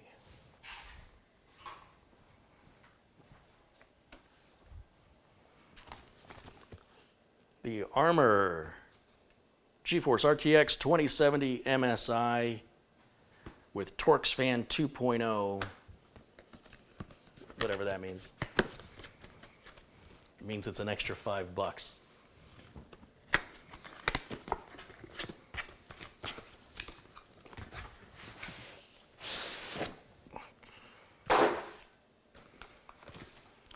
We've got a little folder here. What's in here? Coasters. Huh. drinking Coke when they're gaming or something.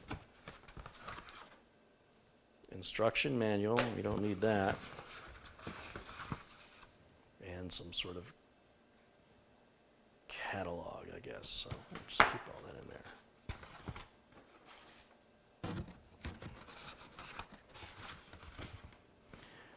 There's a registration reminder, put that in there too. So this will go in the motherboard box and be given to the customer. We don't need anything in there. I'll just put it in there now. There we go. There, that's taken care of.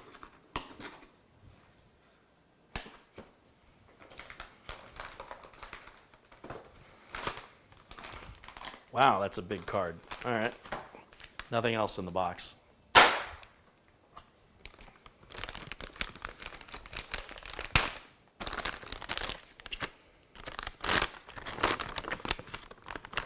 It's heavy.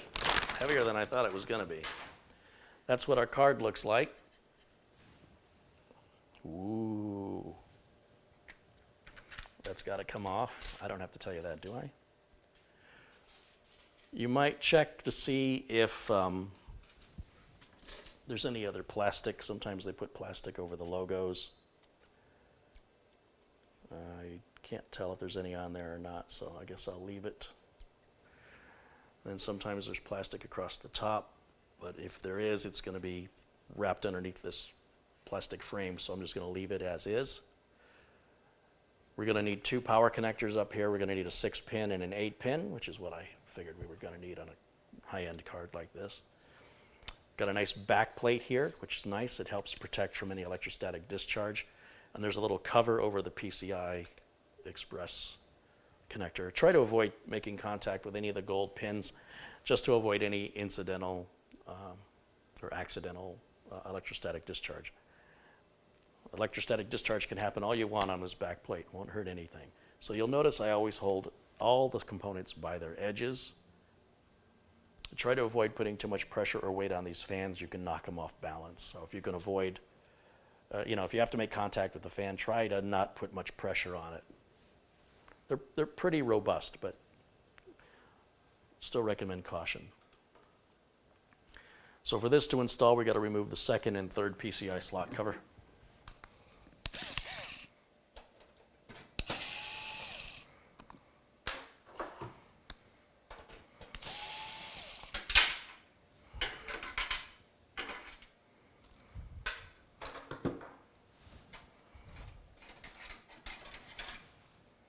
And these slot covers will go, guess where? In the motherboard box with all the other spare parts. Now to install a graphics card, we always want to use the slot closest to the CPU. That's always going to be your fast slot.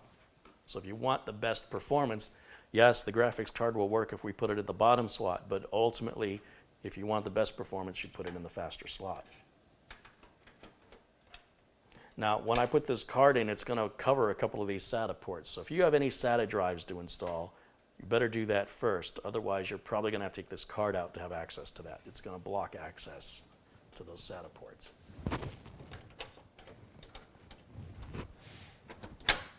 So that locks the card in place, and we can put the 2 thumb screws back in.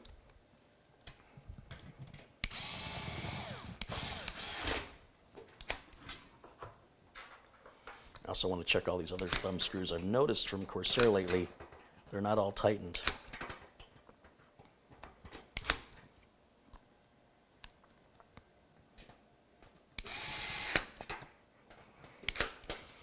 Great. Now we can hook power up to that graphics card. As I mentioned, we're not using the single power connector. So we can grab this and put this Velcro wire wrap back around it. And so all these cables are extra. This is our main power cable. Customer will need that to turn the machine on. And then as far as this goes, we'll use 1 6-pin plug, which I guess we can use that one right there with the clip facing the top. And then the 8-pin plug goes right beside it.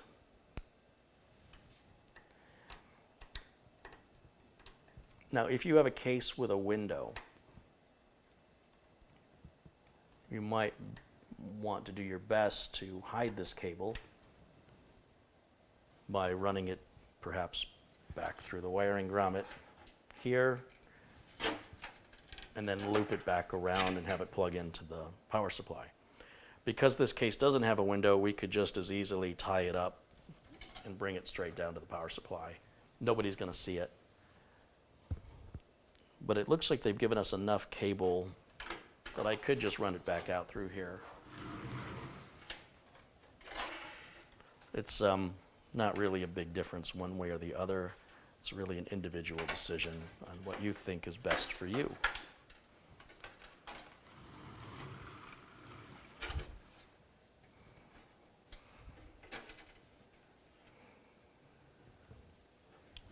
And on the back of this power supply, it says VGA1 and VGA2. You don't have to use them in that order because the VGA2 plug is closest to the edge of the case.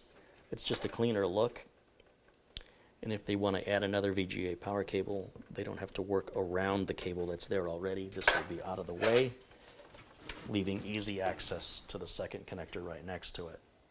And then we'll grab some nylon zip ties and we'll bunch those together. Again, nobody's going to see inside of here, but it is easier to work on and diagnose when it is a nice clean cable management setup.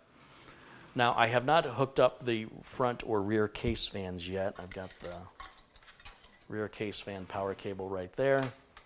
And then there's the front case fan, which I suppose we could just hook up right now. That one should be relatively easy to grab. Again, you want to remove all wire ties from your system because they have wire in them.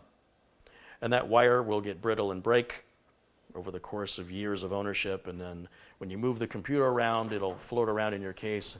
And that piece of metal could wind up behind your motherboard or inside a piece of circuitry and short circuit it. And then you're going to have a real serious computer problem to diagnose. So always remove wire ties. Always replace them with nylon zip ties. This motherboard has 3 fan headers, boom, boom, boom, right in a row. That's awesome because it's right exactly where we need to plug our fan. I can go about this a couple different ways. I can come in down from the bottom with all of my other cables, which is where I feel like I need to go. And then you can plug into any of these fan headers on this board. Now the Corsair 200R comes with 3-pin fans, and the motherboard all has 4-pin fan headers. That's fine. It only plugs onto 3 of the 4 pins. That's normal. And you can use 3-pin or 4-pin fans.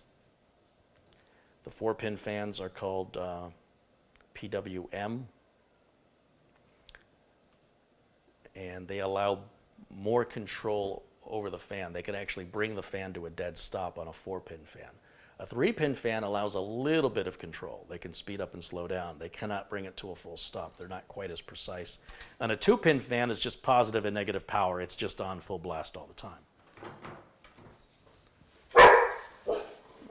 You tell them, Lyle.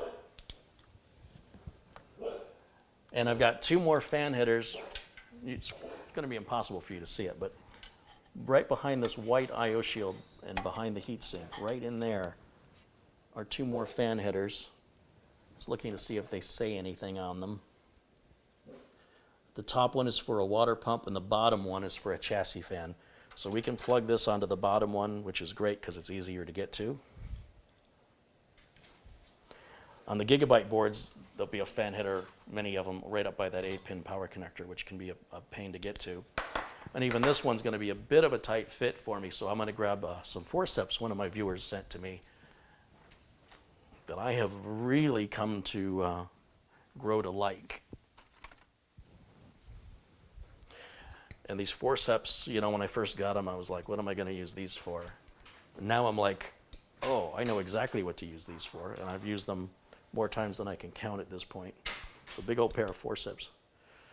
And so I just want to make sure I have the cable oriented in the proper direction, which is with the grooves up. And I'm going to worry about the cable management later. I just want to get this up and running.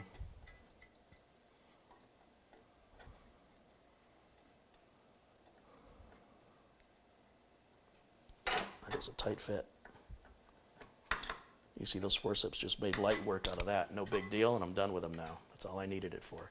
And what I'll do is I'll grab a nylon zip tie and I'll take up all the slack because I don't want that to look that ugly. And I think we're ready to turn this thing on and install Windows 10. What do you guys think? You ready? You grab a power cable. I'm not going to use the customer's power cable. I use my own. That way it stays all neatly bound up with the Velcro tie there.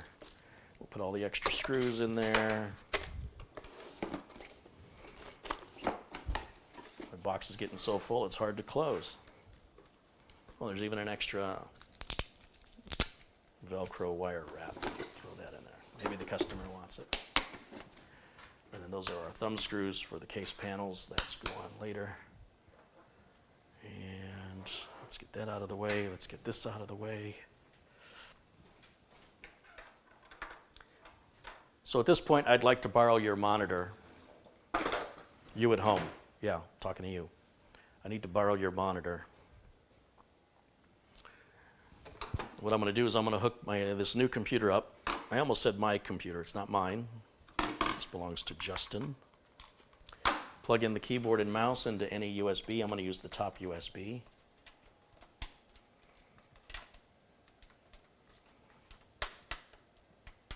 Boy, it still feels like that needs to go down more. Come on.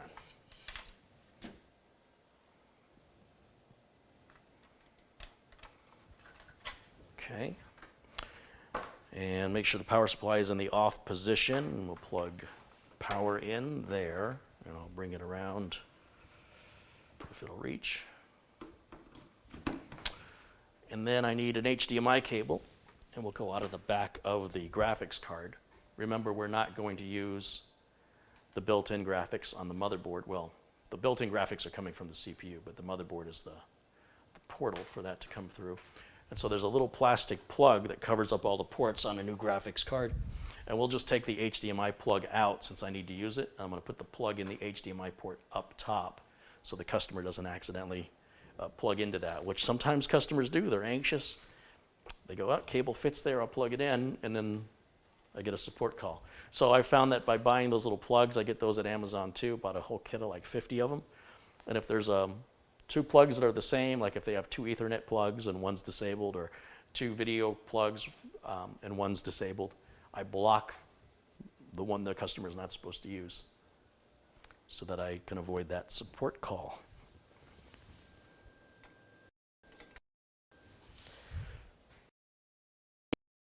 HDMI cable here, and we're going to plug it in.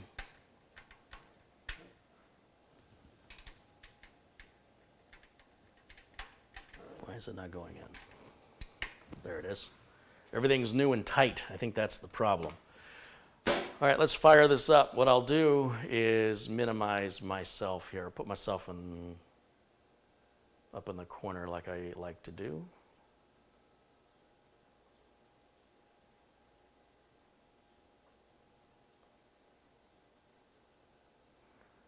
Well, that's the whole thing. I just need to resize it, not move it. That's better. And then we'll turn on the input for number 2. That's your monitor. We'll flip the switch to on the power supply and hit the power button on the front of the case if I've hooked it up correctly. Fans are turning. All 3 fans are turning. The front and rear case fan, CPU fan. The MSI logo's lit up down here. And there's nothing for it to boot to because it's a brand new solid state drive with no partition and no operating system. So it should take us into the BIOS or tell us there's no bootable device. We'll give it a second here. It's reset itself, which is normal. It's probably adjusting for the graphics card. Now, because yesterday when I test fired the system, I used an older graphics card that needed CSM enabled or disabled. I can't remember. I need to go back into the BIOS and reset the BIOS to make sure that we are in UEFI mode. So I'm just going to keep pressing delete on the keyboard here, and it should take us into the BIOS, which, again, we updated the BIOS yesterday to the latest edition. Do it one more time. I'll just hold the delete key down. That ought to do it.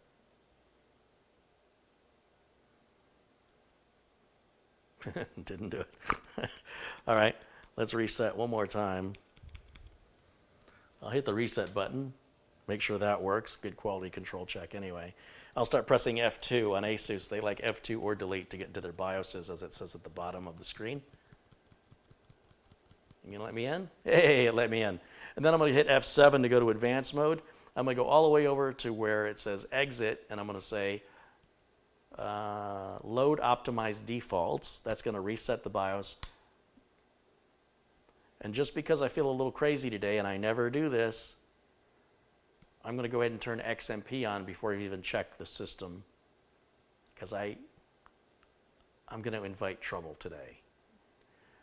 I don't recommend you turn XMP on until you know that your system is working well. Otherwise, if we're having blue screens or Windows 10 won't install, I don't know if I got bad RAM, I don't know, something's wrong. I go, oh yeah, I should try disabling XMP, and it's just a big waste of time, which takes more time, which is ironic since the reason you turn XMP on is for more performance, which should save you time. Think about that one. I want to go back to easy mode, which is F7, because I know XMP, the option for it's right in front of my face, and we'll go turn that to enabled, and it'll automatically read the memory and set it to 3200 speed, which is what the memory supports. And then we'll hit save and exit, and click OK. And once again, it's going to try and boot, and it doesn't have anything to boot to. So this is where I grab my Windows 10 installation media, which I just made a video on, showing you how you can create your own for free, minus the cost of the USB drive, I suppose. But it's free for you to do, it's free for you to install, and there's no time limit for when you have to activate. So Windows 10 will continue to run, it just will keep hounding you, irritating you, being annoying, reminding you that you haven't activated it, and there'll be a watermark, and it won't let you make some personalization changes, but it does work. So downloading and making a Windows 10 installation media is completely free and completely legal. Activating is what costs money, and that's where piracy gets into an issue, or potentially. So anyway, I'm going to take this now. Let's turn the computer off. I'm going to plug this into a blue USB port in the back because that is a fast USB flash drive. And if I plug it into a black USB port or a USB 2 port, it'll run at 1/10 its speed. And I want to get things done. That's why I pay extra money for that. Now, when I turn the machine on, it should automatically boot to that flash drive because there's nothing else it can boot to. The BIOS is going to say, well, can I boot to the network? Can I boot to the hard drive? How about USB? And then eventually it's like, oh, yeah, there is something USB. So without the end user having to do anything in the BIOS, just leave it stock. It should just automatically start from the installation media. Now here, we can go ahead and click Next. And install now. And watch how fast this Windows 10 installs on this computer, which, by the way, whisper silent. I can't hear anything. A lot of people think you need to enter your activation product key at this point. You do not. As long as you know what version of Windows you've got an activation key for.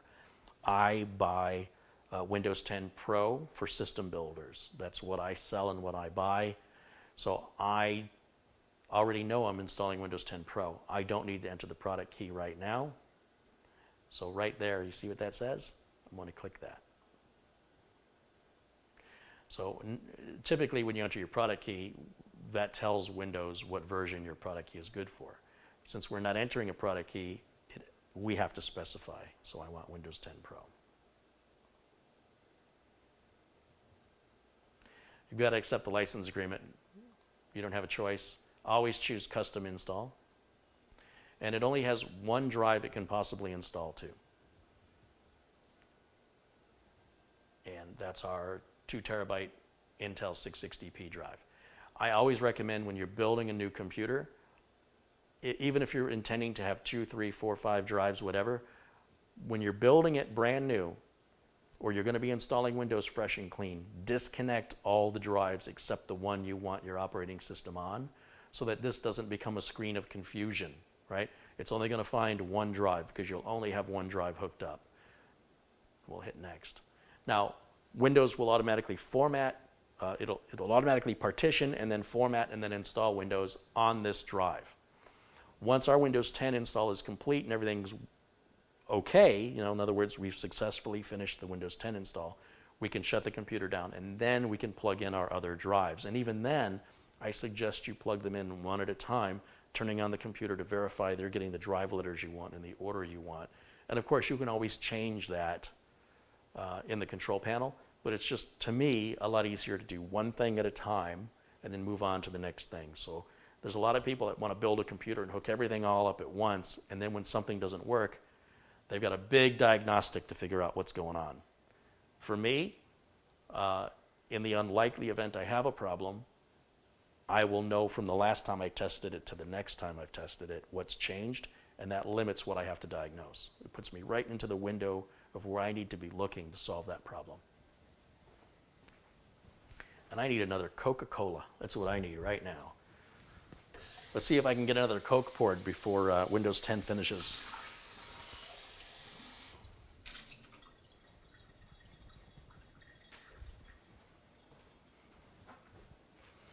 Ice maker's gonna make some noise, guys. I know you Europeans don't know what an ice maker sounds like. Tease, tease.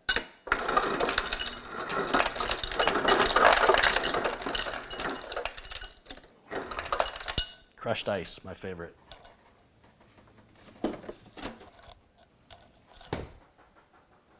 Does crushed ice taste different than ice cubes? It's a different texture.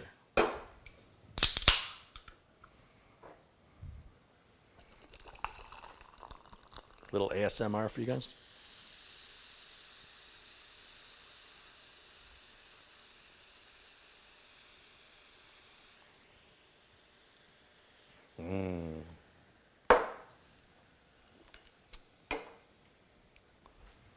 Well, Windows is still installing.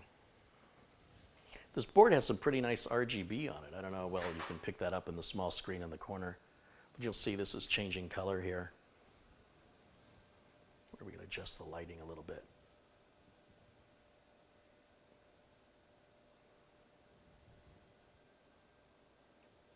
And then it's got another one.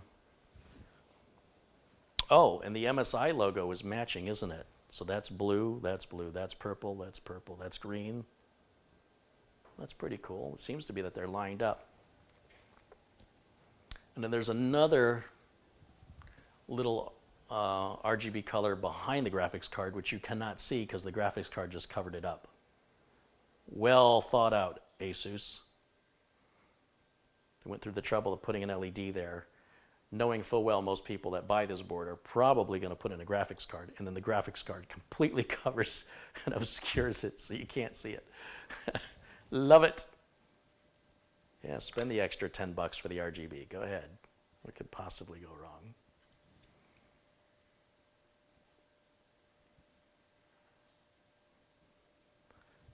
All right. All right. Where are we at?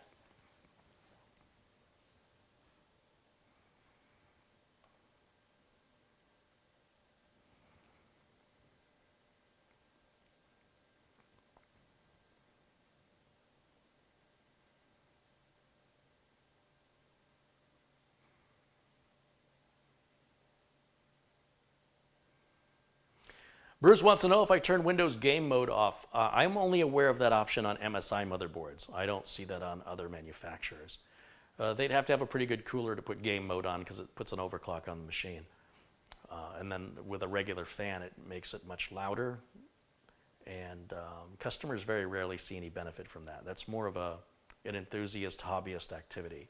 So yeah, that's normally turned off if it's an option.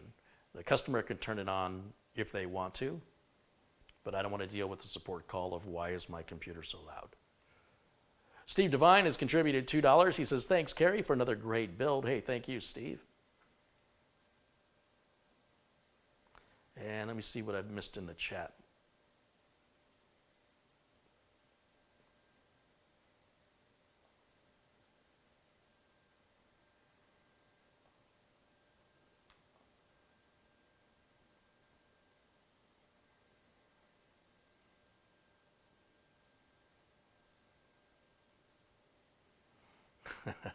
Just saw the responses to me using your guys' monitor. I have 1,320 monitors hooked up to this computer right now. It's true.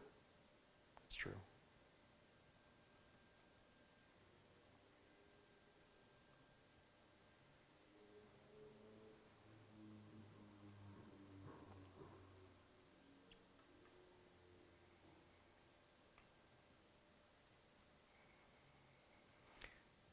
Eduardo Turan has contributed, looks like 20 Mexican pesos, is that right? Finished my new i5 9600K PC following your steps. Right on, Eduardo. Should be a good machine. 9600K is nothing to sneeze at.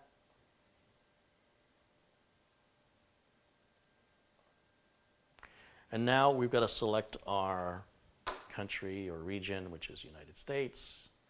And then it's going to want to know what our keyboard layout is. It's a US keyboard layout. Do we have a secondary language keyboard layout? No, so we hit skip. You'll notice I am not plugged into the network. I'm not connected to the network. Right in the bottom left corner it says I don't have internet because it wants you to sign into a Microsoft account.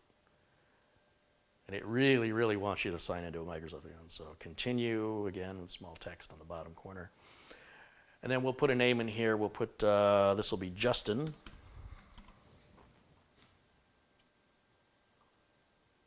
No password. No to that. Decline that.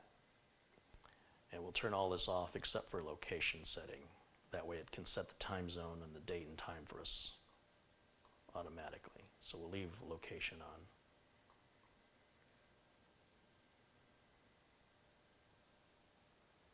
Matt Foster's contributed £5.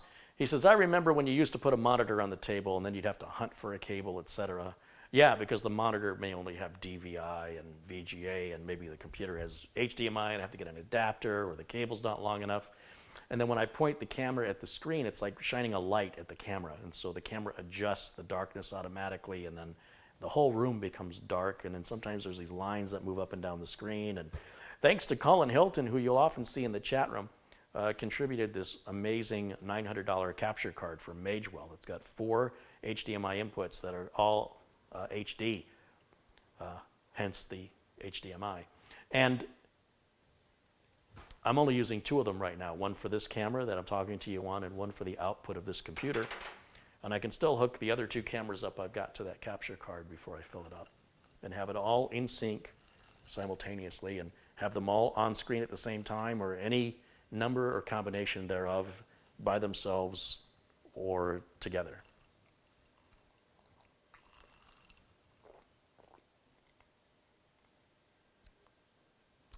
Now, here's something I've never seen before.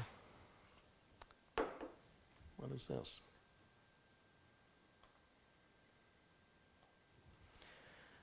Download and install the Asus Q installer automatically. That's different. I don't know what it is. Fine. I don't have an internet connection, so I don't know how you're going to do that, but okay. Oh, make sure you have a connection to the internet. Thank you for that. So what I'm going to do is grab an Ethernet cable and plug this computer in, because now that we're done with the Windows 10 installation, I can pull the flash drive, although you should safely disconnect it first, but I'm a rebel. You can't stop me. And then I'm going to run this Ethernet cable from the back of the computer to the back of my router, and hopefully not knock my drink over.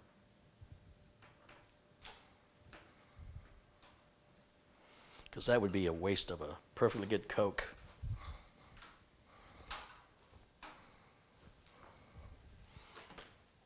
Okay, router, open wide. There it is. And we'll give that a second to automatically obtain an IP address. And then we can also check for Windows updates. So as far as this goes, I'm going to tell it no. Click OK. Oh, it says you're connected to the internet, so now you must want to connect your Microsoft account. Would you leave me alone? Again, watch for that small fine print in the lower left corner. Skip for now. Automatic installation of special offers. No, thank you. Drivers, utilities. I don't want Norton Security.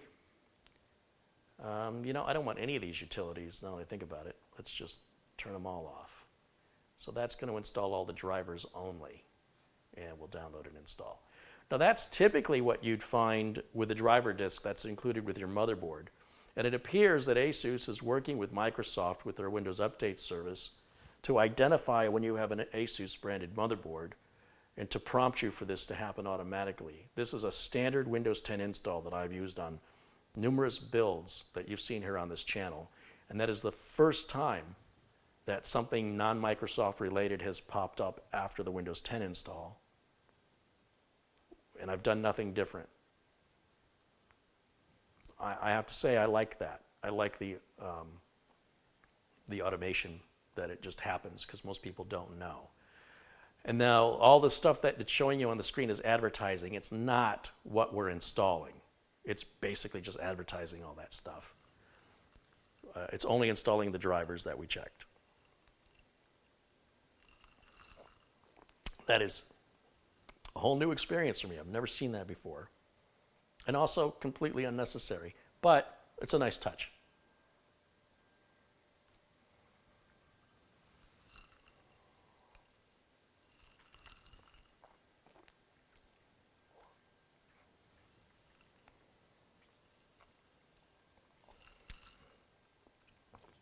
Steve said, this is why I only use ASUS motherboards. Well, listen, I have been using ASUS motherboards for a long time, and I've never seen that. So that's got to be fairly new of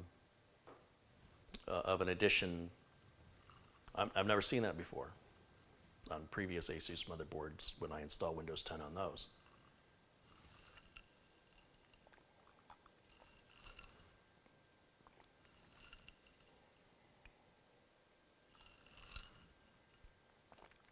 So we'll let this go ahead and complete what it's doing, and then it's going to want to restart because it installed some other drivers in the background. And then we can go to Windows Update, and then we can install the latest Nvidia drivers, and then we can run Prime 95 on it and check our CPU heat under intense circumstances, and then we can run the Heaven benchmark on it and see what kind of numbers we get from the graphics card. And once all that's done, this build is essentially done. All that's going to happen at that point is I'm going to have to activate Windows, which I do off camera so I don't expose the customer's product key. And then I've got to do a little cable management, and it'll be ready to go. Real easy build here.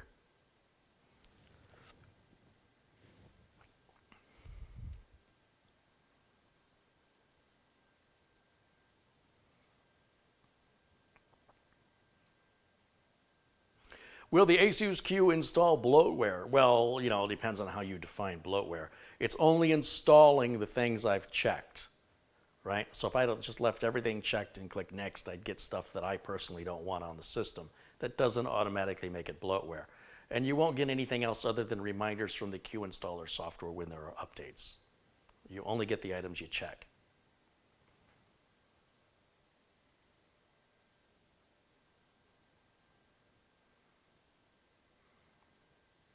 And as mentioned in the chat room, Windows 10 has its own bloatware with, you know, Candy Crush and other nonsense, but they're little tiny files, and you can go to your apps in the control panel and uninstall them in moments. They're really easy to uninstall.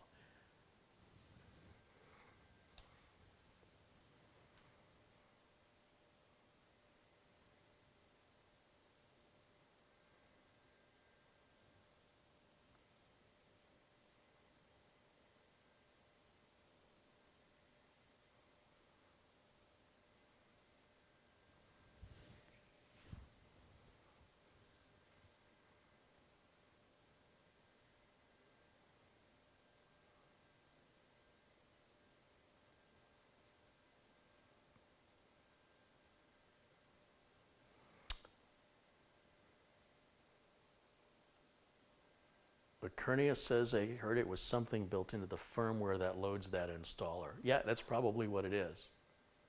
Yeah.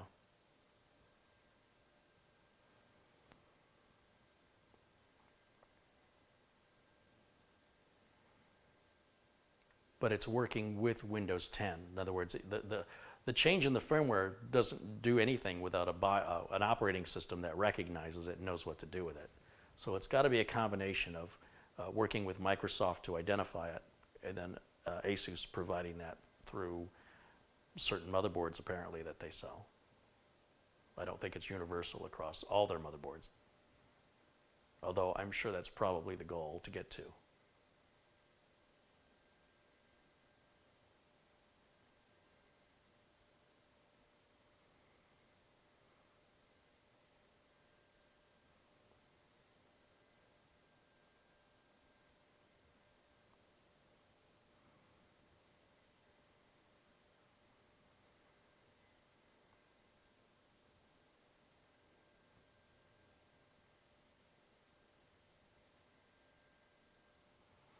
Magnetic Resonance says, I was told to switch from an MSI brand X570 to an Asus brand X570 because it's better all around. Is that true, or is it just a preference? It's just a preference. In fact, when they were testing the new 3950X chip, all the magazines were sent an MSI Godlike X570, which is a $500 or $600 motherboard and considered the single best motherboard for the X570 chipset that exists from any manufacturer. But that is also opinion. I'm not going to spend $600 on a motherboard for a $500 chip, or $3950 is $750 for a chip. You're getting into such money now that it's just ridiculous. Now it's no longer about what's best, it's about what you can afford. And suddenly that's going to make you enviable to other people because you have bigger pockets. It doesn't make you a better gamer. Better pots and pans don't make you a better chef, and a nicer piano won't make you a better piano player. So you should be able to game with a modest system and be able to kick anybody's butt if you're good at the game and you have a decent internet connection with a rig that costs a few $100s versus a rig that costs a few thousand. But be that as it may, people are people, and everybody thinks that what they like is what you'll like too. And that's why you should be very grateful that the world doesn't go around that way, or we would live in a very, very boring society. Well, I like hot dogs, so we're all going to have hot dogs, and that's all we're ever going to eat all day, every day. You don't get to choose what you like. I'll decide for you. And this brand of hot dogs is superior to this other brand of hot dog because I said so. That's pretty much the world we live in when it comes to people talking about computers on the internet.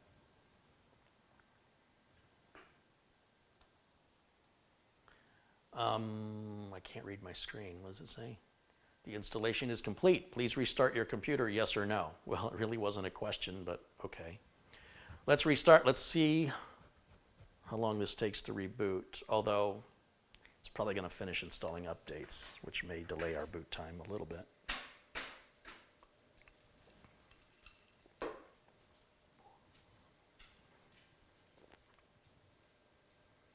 Yeah, this system is dead quiet. Love it.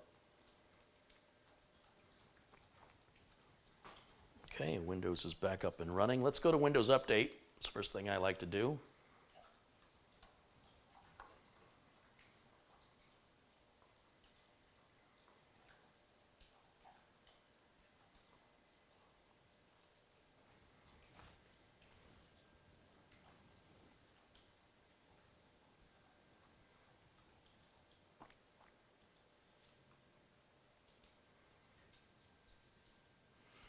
Windows 7 expires in 6 days.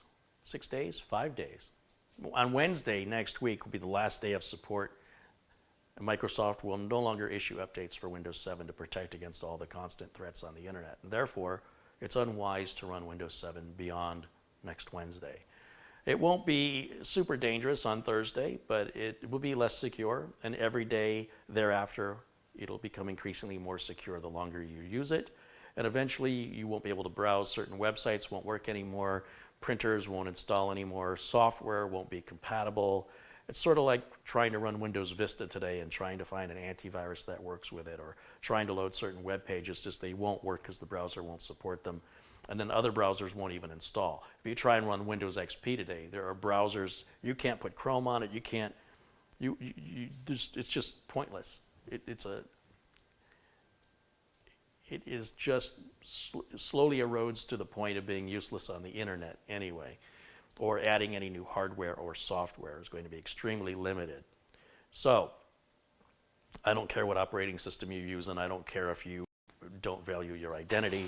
That matters not to me. I provide you the information.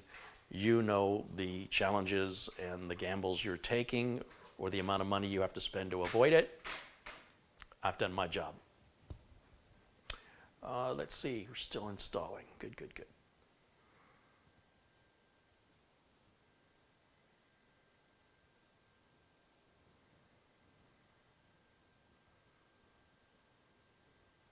That's like a car with no brakes. Let's say you got a car with no brakes. Mechanic says you got about 3 months left on these brakes and you drive the car for 9 months. It's not that the mechanic was wrong. It's that your stopping distance is going to take longer and longer, in that if you were in a situation where you have to brake in an emergency situation, the car will not slow down the way it's supposed to, and you may be injured or killed as a result. With Windows 7, it's not quite that dramatic, but it can result in somebody stealing your identity, putting ransomware on your computer and holding it hostage. And again, as I mentioned, over time, printers won't install. There won't be drivers for any new hardware. Newer Wi-Fi standards will come out that won't support it. Newer solid USB standards will come out that won't support. And it will eventually become just basically a brick. So ideally, you'll replace it before you go that far. But if you don't, that's your own personal hell, not mine.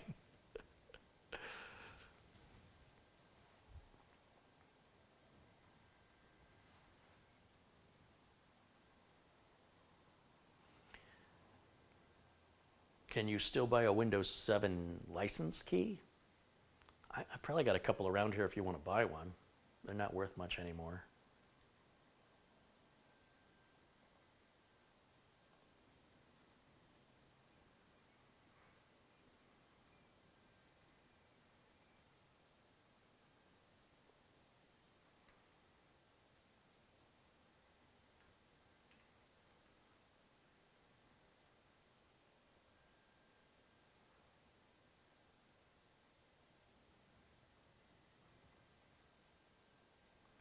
Mark Drope Sr. has contributed $20. Hey, thank you, Mark. Thanks for supporting the channel.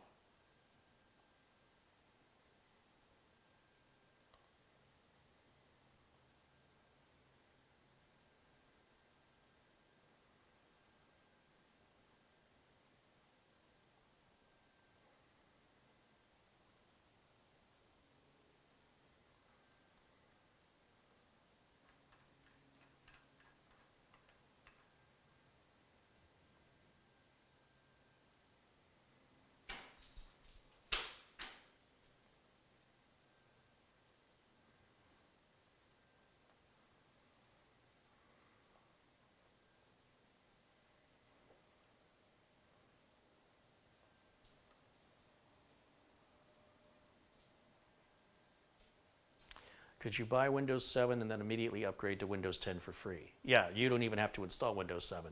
You would just install Windows 10 using the same version that your license code is for on Windows 7. So Windows 7 Home or Windows 7 Pro. And then after it's installed, you'll type in the word activation down in the lower left corner and then enter that license code after you're connected to the network.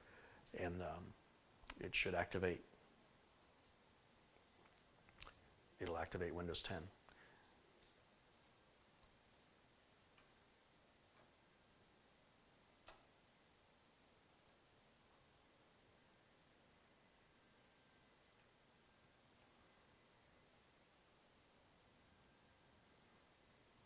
Will Microsoft start charging for upgrades after the 14th? I doubt it, but it's possible. You know, Microsoft doesn't owe anybody anything, and they can make up the rules as they go.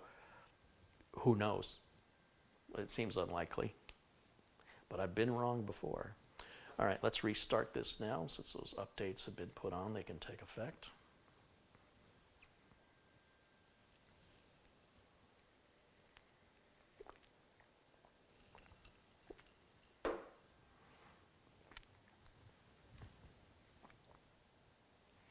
If you really want a sobering idea of how badly ransomware and viruses are attacking and how frequently they're attacking systems that are not secured properly, go to a website called bleepingcomputer.com and hit the news tab.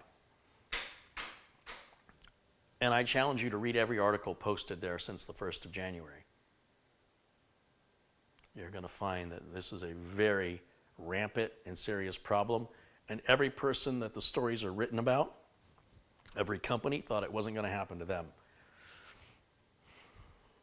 And when you see the amount of money these companies are paying to fix it versus preventing it, it's 3 to 5 times more money because they didn't prevent it than it would have cost them if they did. The same holds true with Windows 7. If you're trying to save money and avoid Windows 10, I hope the best. I really hope the best for you. Because if it happens to you, most of us can't afford it, and you'll just lose everything. That's all. It'll just be gone. So, if I sound like I'm really passionate about it, it's because I hate to see people injure themselves if it's avoidable. Matt Foster's contributed £2.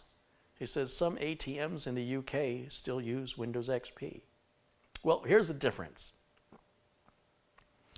Banking companies are responsible for the losses of somebody, because they're running XP, if somebody exploits that and steals money out of your account, the bank will be responsible for replacing that money.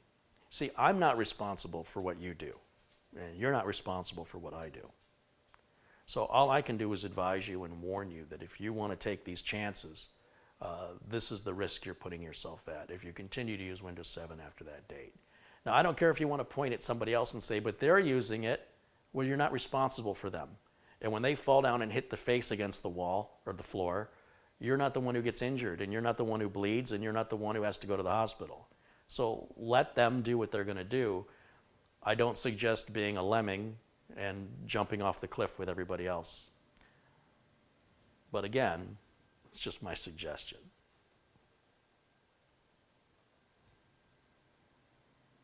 We'll go back to Windows updates. We're going to repeat this until there's no more updates available.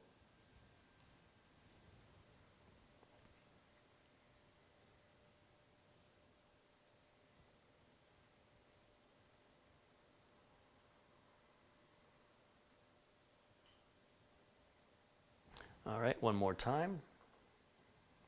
We should be up to date. And then we'll grab the Nvidia driver. So I'm going to go to the browser and we'll go to nvidia.com. Again, I have to take this full screen for me to be able to see what's going on here. So hang in there for a minute while I do that.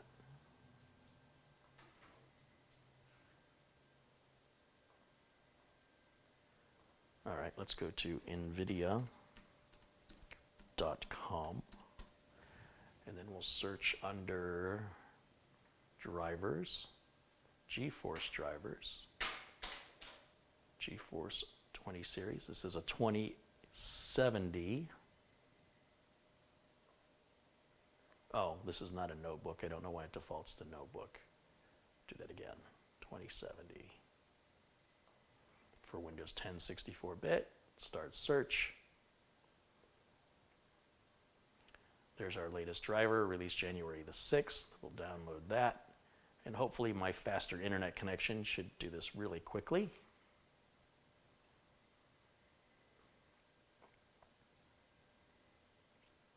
We got the file, let's run it.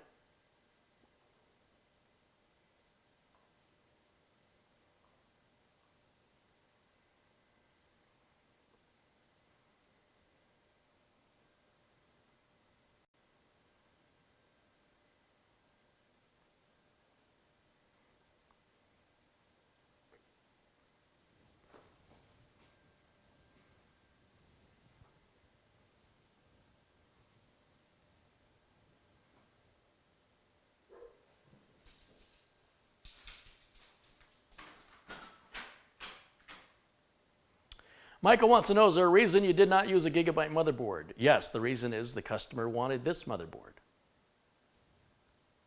Remember, I'm not building these machines for myself. These are built to what the customer wants.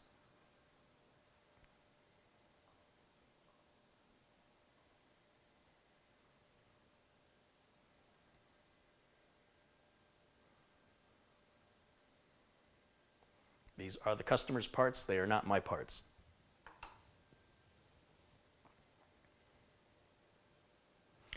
Bordura Catalan has joined us. Hey, welcome in, Bordura.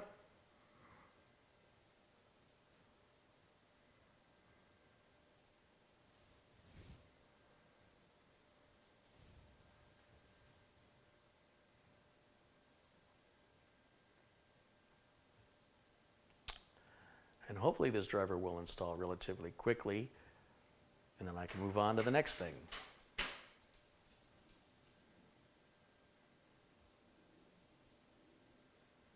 There we go. You see the screen blanking out. That's the driver getting replaced. The resolution changed. Everything's a little smaller now, more refined. Another sign that the driver went in.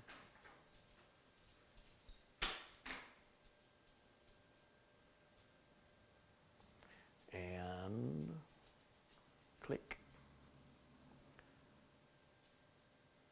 Click. And we're going to restart. Hugh Wong has just contributed 99 cents. Thank you, Hugh.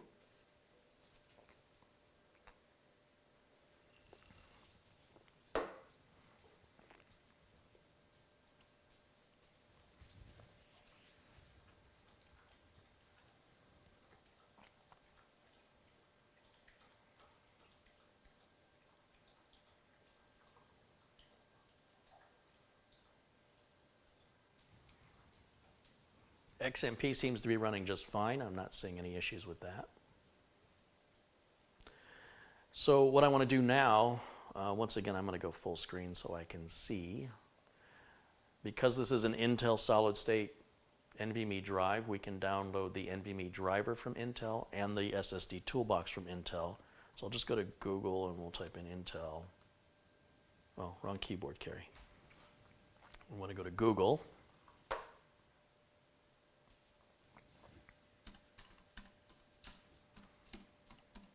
In fact, let me solve this problem because this really annoys me. Let's just change the default. We'll go to Settings and say, Lyle, you're going to take the power supply box now? Let's open with a specific page, and that'll be google.com. We'll save that. And then let's go to Advanced over here and scroll to the very bottom and go change Advanced Provider, and we'll set that to Google, set as default. And I'll close and reopen that.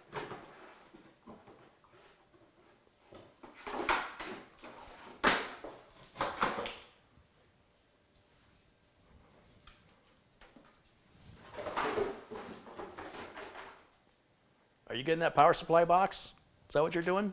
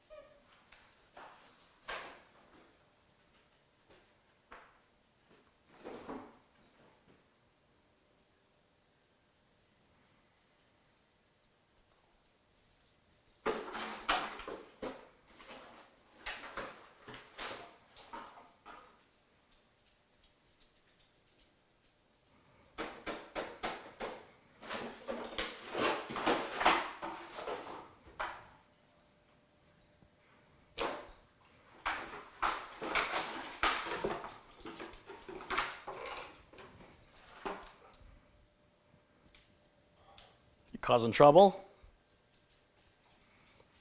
Troublemaker?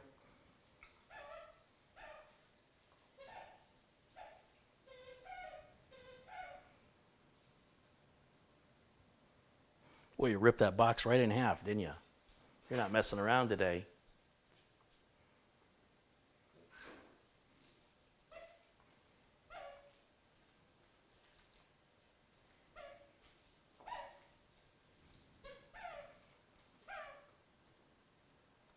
Should be an NVMe driver here too. Let's see if that's the toolbox. Where is the driver?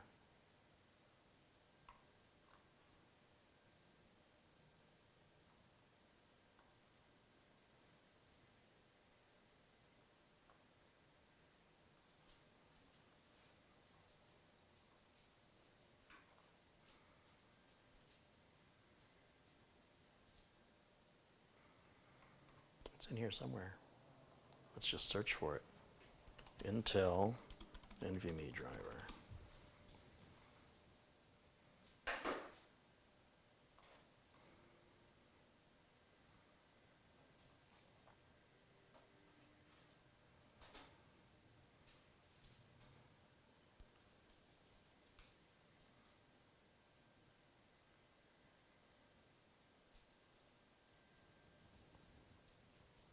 All right, I think he's done. The Lyle show is done for now.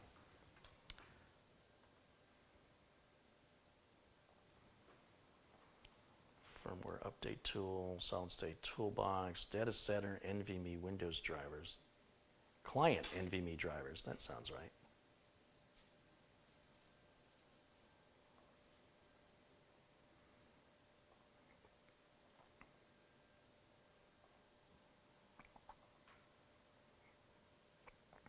And the system will definitely need to restart after installing a new NVMe driver.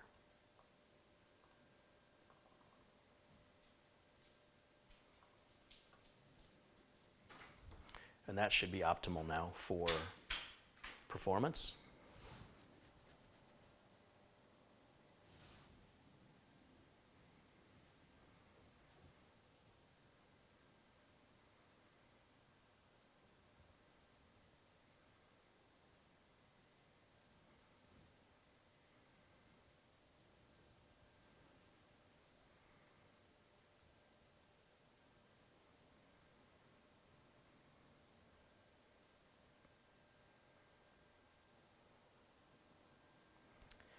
Okay, with that done, I'm going to run my optimization tool, which I have on my utilities flash drive here. So we'll plug that in. And I always copy the utility to my desktop before I run it. I think it's a good habit to get into with all utilities.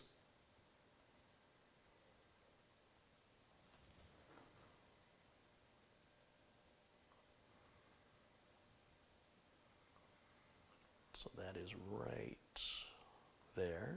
Move that over. Let's run that.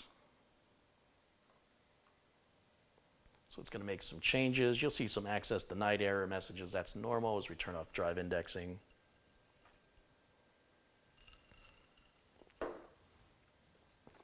Restart now. Yes. Get an idea how fast this reboots now that the other reboots were installing drivers, so it might have taken a little longer for the reboot as the driver and updates were finishing installing. And so when this restarts this next time, we should get a good idea of what the boot time is on this bad boy. Okay, here we go.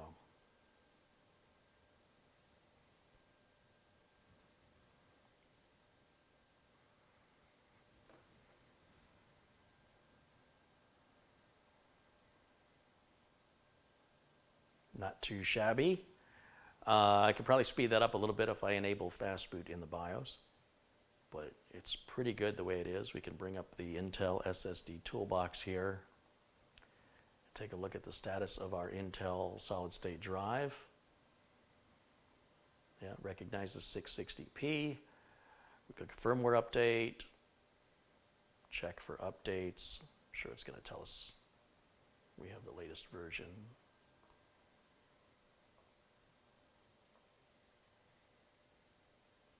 The selected Intel SSD contains the current firmware as of this toolbox release.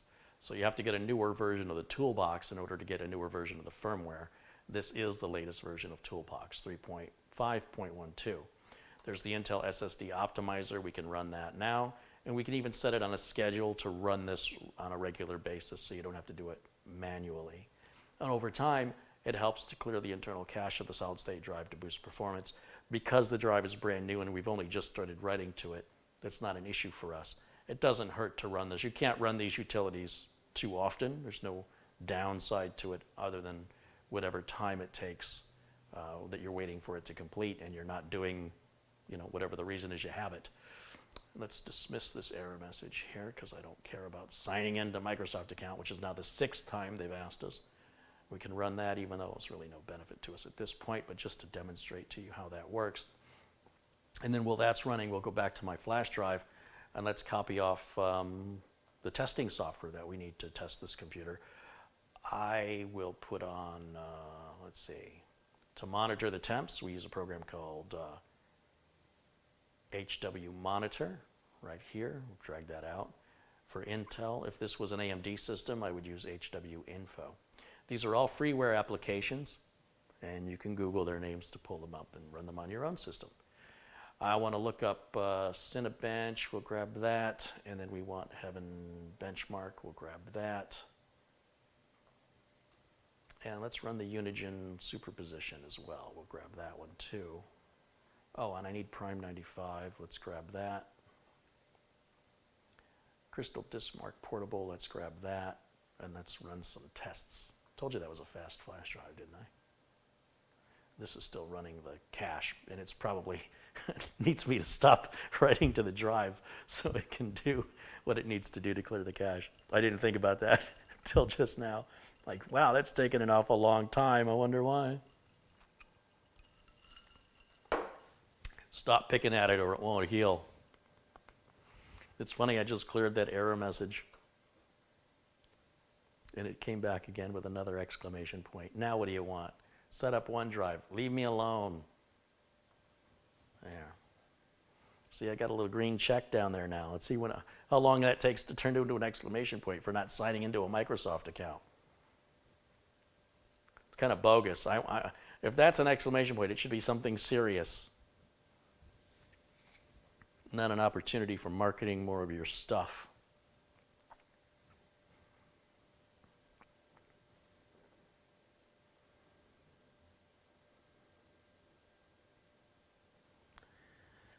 This will just take a moment to finish, and then we'll start testing.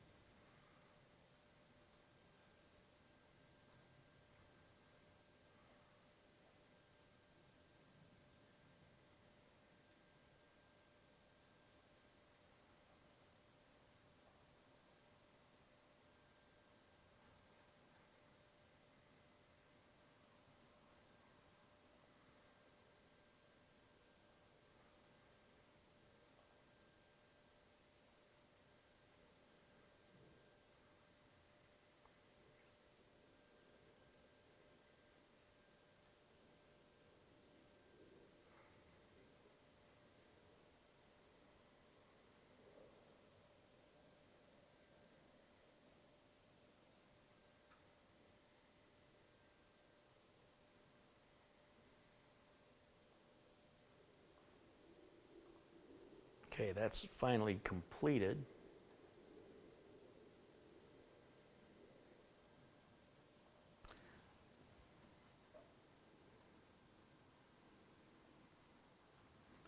So now, let's run a couple of tests. Let's take a look at Crystal Diskmark Portable here. Let's see what kind of performance numbers we're getting out of this Intel solid state drive. Should be seeing between 1800 and 2200 on the sequential reads and writes. Let's find out what the reality is. So again, that's going to take a few minutes to load. 16's a little low. I'd like to see that jump to at least 18.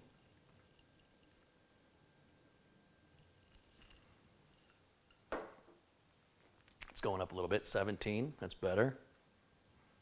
1740, better.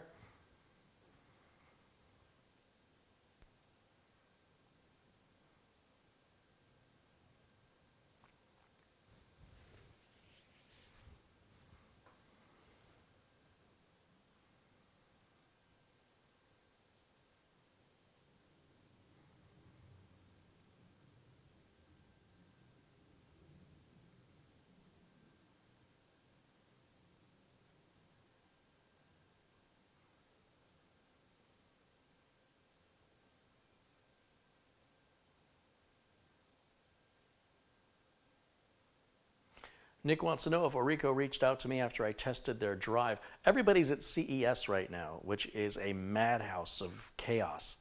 I don't expect anybody to be thinking straight for at least 3 days after CES is over with.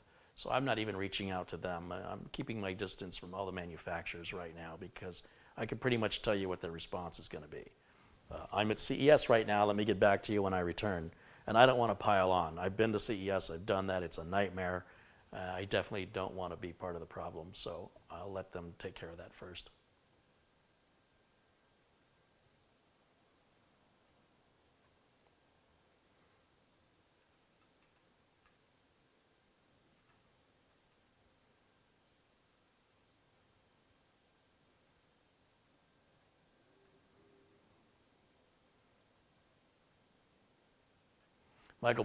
Michael Brooks contributed $6.66. Thank you, Michael.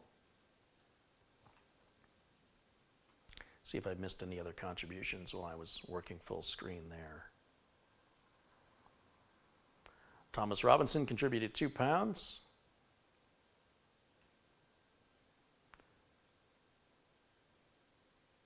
Mike Dane contributed $5. He says, thanks, Carey. I just got done repairing a computer of a low-income family computer for free, just to make you feel good all over to help out. Yeah, it is very nice of you to do that. Just don't let yourself be taken advantage of. There are people in this world that you reach out for them, to them, and they'll grab your arm and pull you in, you know. So hopefully they're not people like that. Hopefully they're people that appreciate and value your time and won't take advantage of that. Darren Cluth contributed $2. Thank you, Darren. Thomas wants to know, is there a fiber optic CPU? Well, not in the consumer space there isn't. Maybe at MIT and some research and development department. Not quite sure what a fiber optic CPU would do, but as far as I know, that answer would be no. Look at how our write speeds are higher than the read speeds. That kind of tells me the drive must have been doing something in the background when I started this test. Those numbers should be the other way around. The 1900 on the right, 1700 on the left. I would expect that to be flipped the other way. Still, we're in the ballpark of where I need to be, so it looks good. Good enough. Reverend John O'Toole says, did you receive my donation through PayPal? I think I recall seeing a contribution either last night or this morning, I believe, came from you. I haven't had a chance yet to send my thank yous out. So I'm going to guess I did get it. But you should get a thank you from me as soon as I have some time to sit down and go through those, which should be the next day or two. So I appreciate it, and thank you for contributing, of course.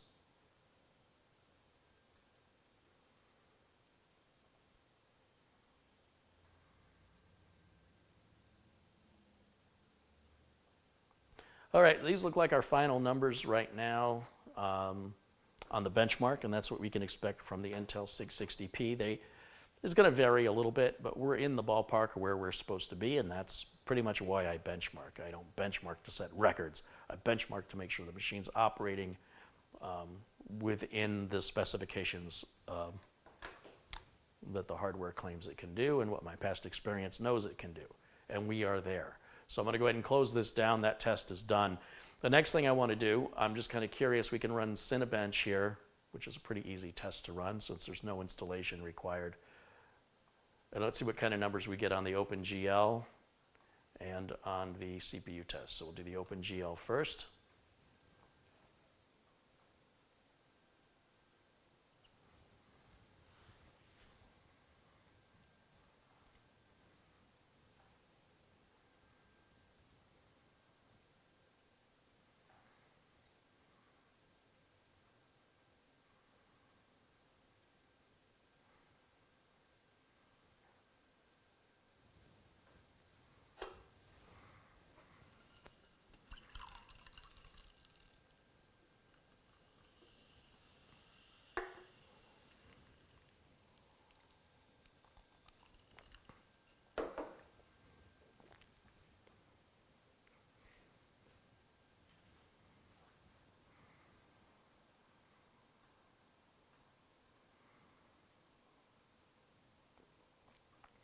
One 172.95 frames per second on the OpenGL test. And now on the CPU test, we'll run that. It's a pretty quick test here. And we'll get some numbers.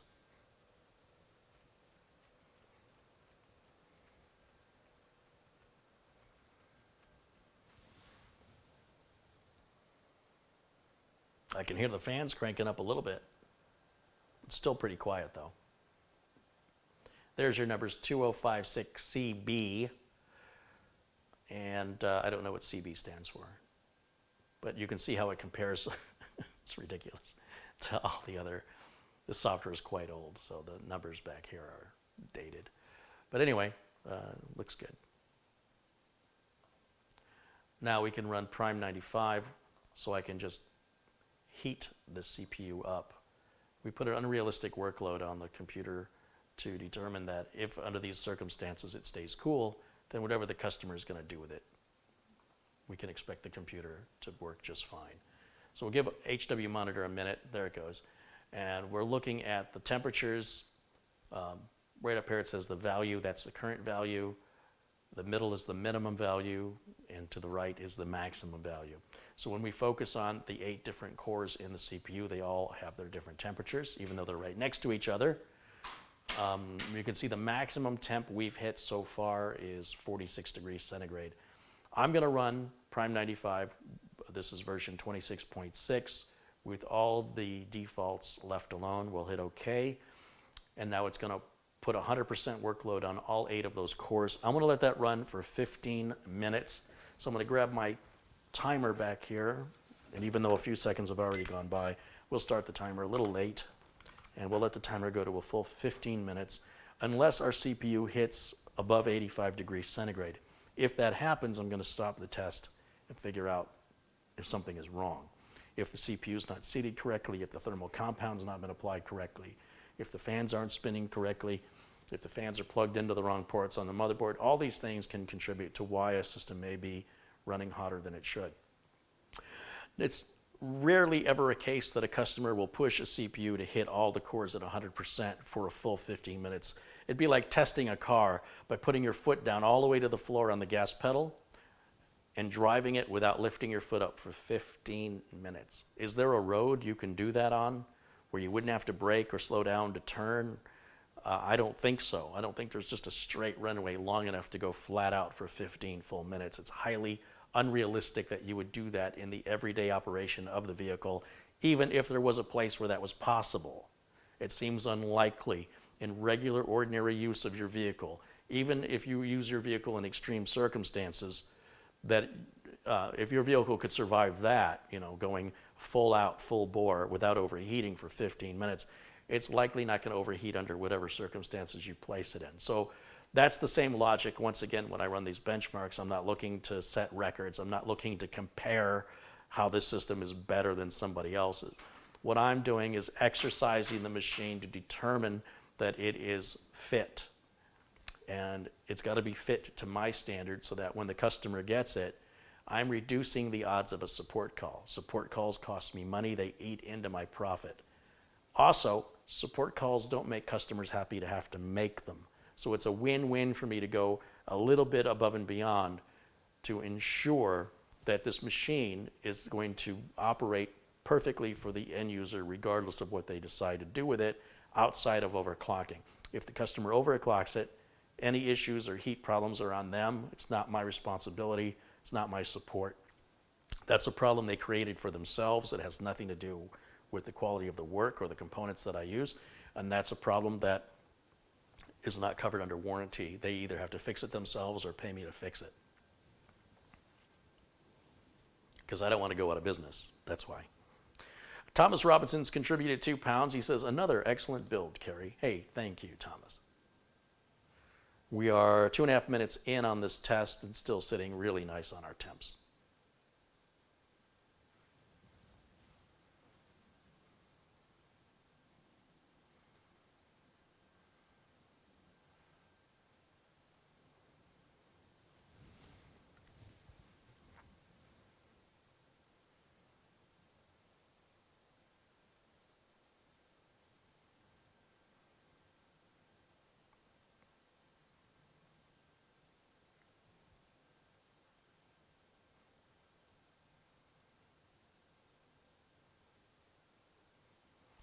People mention the Autobahn. The Autobahn is not a road of no speed limit. It has little sections. Little sections of the Autobahn have no speed limit. The entire Autobahn does have a speed limit for 3/4 of it. It's most Americans think the Autobahn is this go as fast as you want, anytime you want.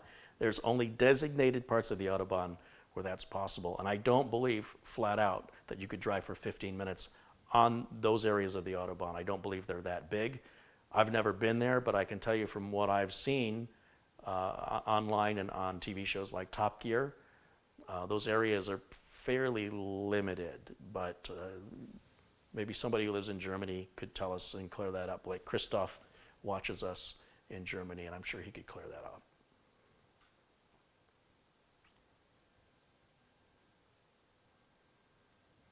Does this motherboard come with Wi-Fi? You can buy the motherboard, a version of it with Wi-Fi. This board does not have Wi-Fi. Wi-Fi can be added through USB or through an add-in card on any motherboard. You don't have to buy a special motherboard for Wi-Fi. And in fact, I advise against buying it with Wi-Fi built in because Wi-Fi standards are always getting faster and better, but you'll never desolder the chips off the board. You know what I mean? Like you're just going to be stuck with that Wi-Fi forever. You could disable it when it becomes slow and obsolete or when something better comes along, but you can't remove it. So at least with an add-in card or a USB, you can remove those and replace them. That's why I do not recommend built-in Wi-Fi unless it's a laptop or a very small computer where you cannot add these things, in which case built-in Wi-Fi makes sense.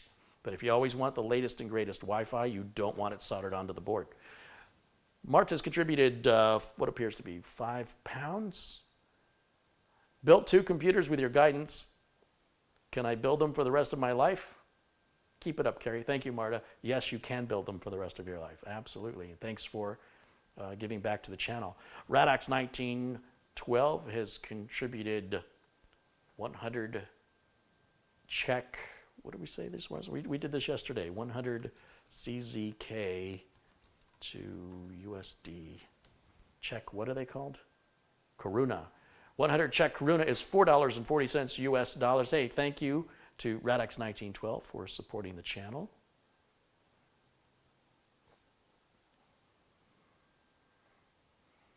We'll make sure both of you are moderators now.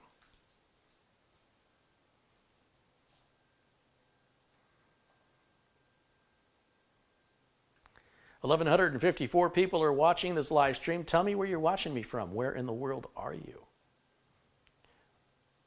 Shout out in the chat room. Jeremy Kramer's contributed $5. Carey, what if any good tests are there to run on a PC monthly or quarterly? Using it.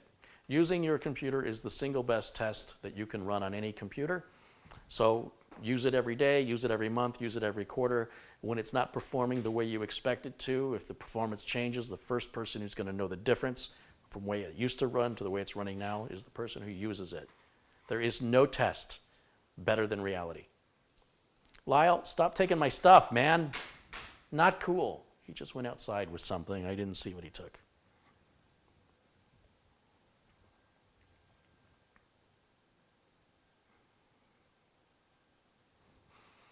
We're 7 minutes into the test, just about halfway through. Temps are still looking fantastic.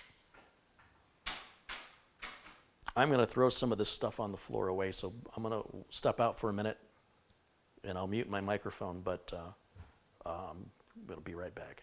Madi Uels just contributed $5. Thank you to Madi.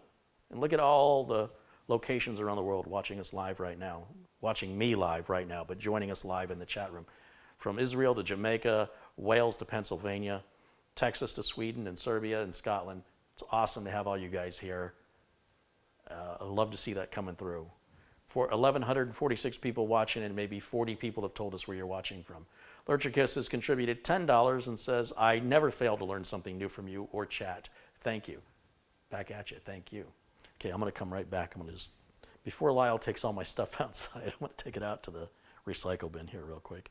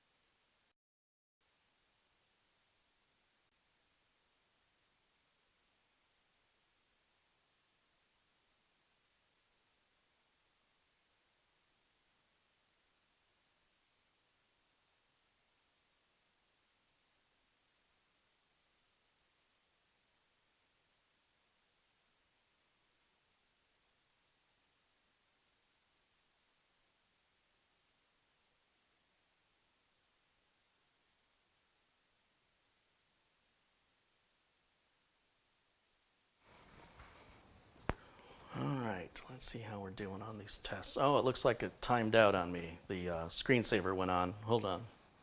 Move the mouse around.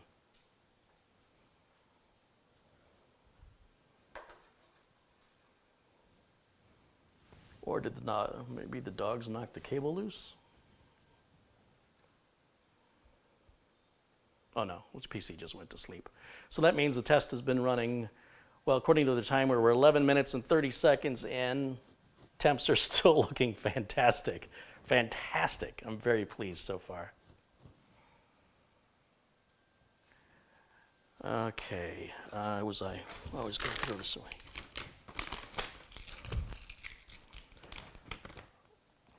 Because I've been sending some product back to the manufacturers, I realized I've been throwing away these anti-static bags or putting them in the recycle bin, and I'm going to start saving these now. So I have a few spares. Put this back in my office, put the flashlight back, put the forceps back.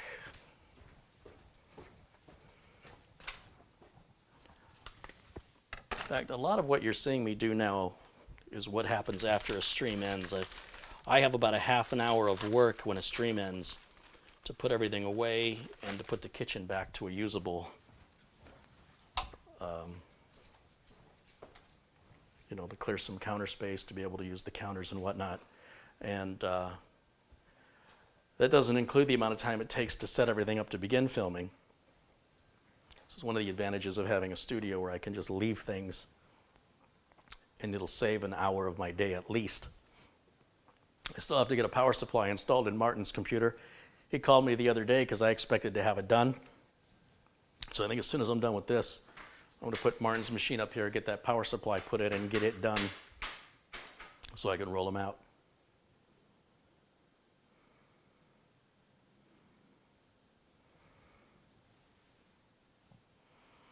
People were saying the chat on the video was not available from yesterday's. It should be. If you try and watch the video too soon after it airs, YouTube hasn't processed it. And processing the chat is a part of the process of processing the video. So if you click on a video that was a live stream and it hasn't been 24 hours yet, it's probably not processed yet. Don't assume that that's the way the video will be forever. And sometimes YouTube's faster with the processing than other times. But that's typically, if you don't see the live chat playback, it's because the video hasn't finished processing yet. That's why that happens.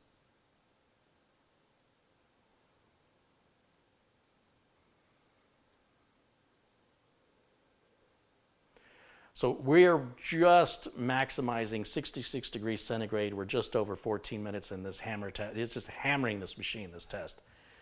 And that cooler is performing very, very well. Remember, this is a 9900 KF processor. It's one of the highest end Socket 1151 processors available today. Now, not having a video card probably also reduces heat, I would imagine, since that's just less under the chip or under the heat spreader to get hot.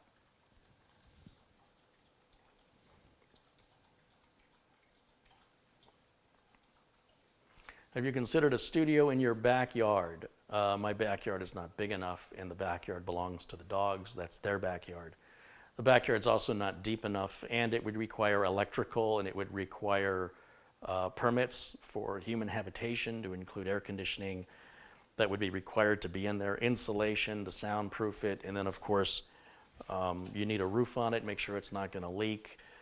The ground has to be prepared, the foundation has to be set. You're probably going to want to put plumbing in it. You're probably looking at $60,000 easy, and then reduce the value of the house since it significantly eats away at what little yard I have. And then having dogs that are upset because they don't have their little play area anymore. I'm not on a big property, so putting a studio attached to the house, in the yard, or in the garage is simply not feasible. There's a lot of reasons why that's not going to happen. It will have to be a standalone building somewhere, even another house, but it can't be this house. It's already claustrophobic as it is. And the problems I'm trying to solve don't help me with regards to interruptions, dogs barking, loud cars and motorcycles going up and down the road, fireworks going off, deliveries being delivered, et cetera, et cetera, et cetera.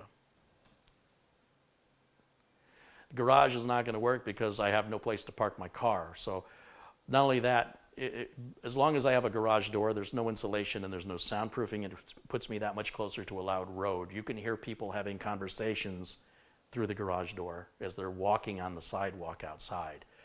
So if I remove the garage door and then put up a wall and insulate that wall, I've just significantly reduced the value of my home. Furthermore, I don't want to leave my cars out in 110 plus degree weather and have the paint in the interior erode away under that oppressive sun day after day after day. And the garage is not insulated, nor does it have air conditioning or heat. So that would cost probably $20,000, $30,000 and then reduce the value of my house, resale value, because nobody would want that. So not an option.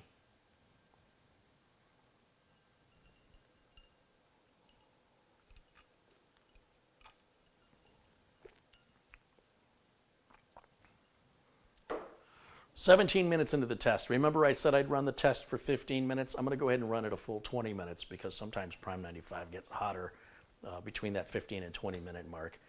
And I'm so impressed with these numbers. I'm just kind of curious if it'll get any hotter or if that's pretty much what we can expect.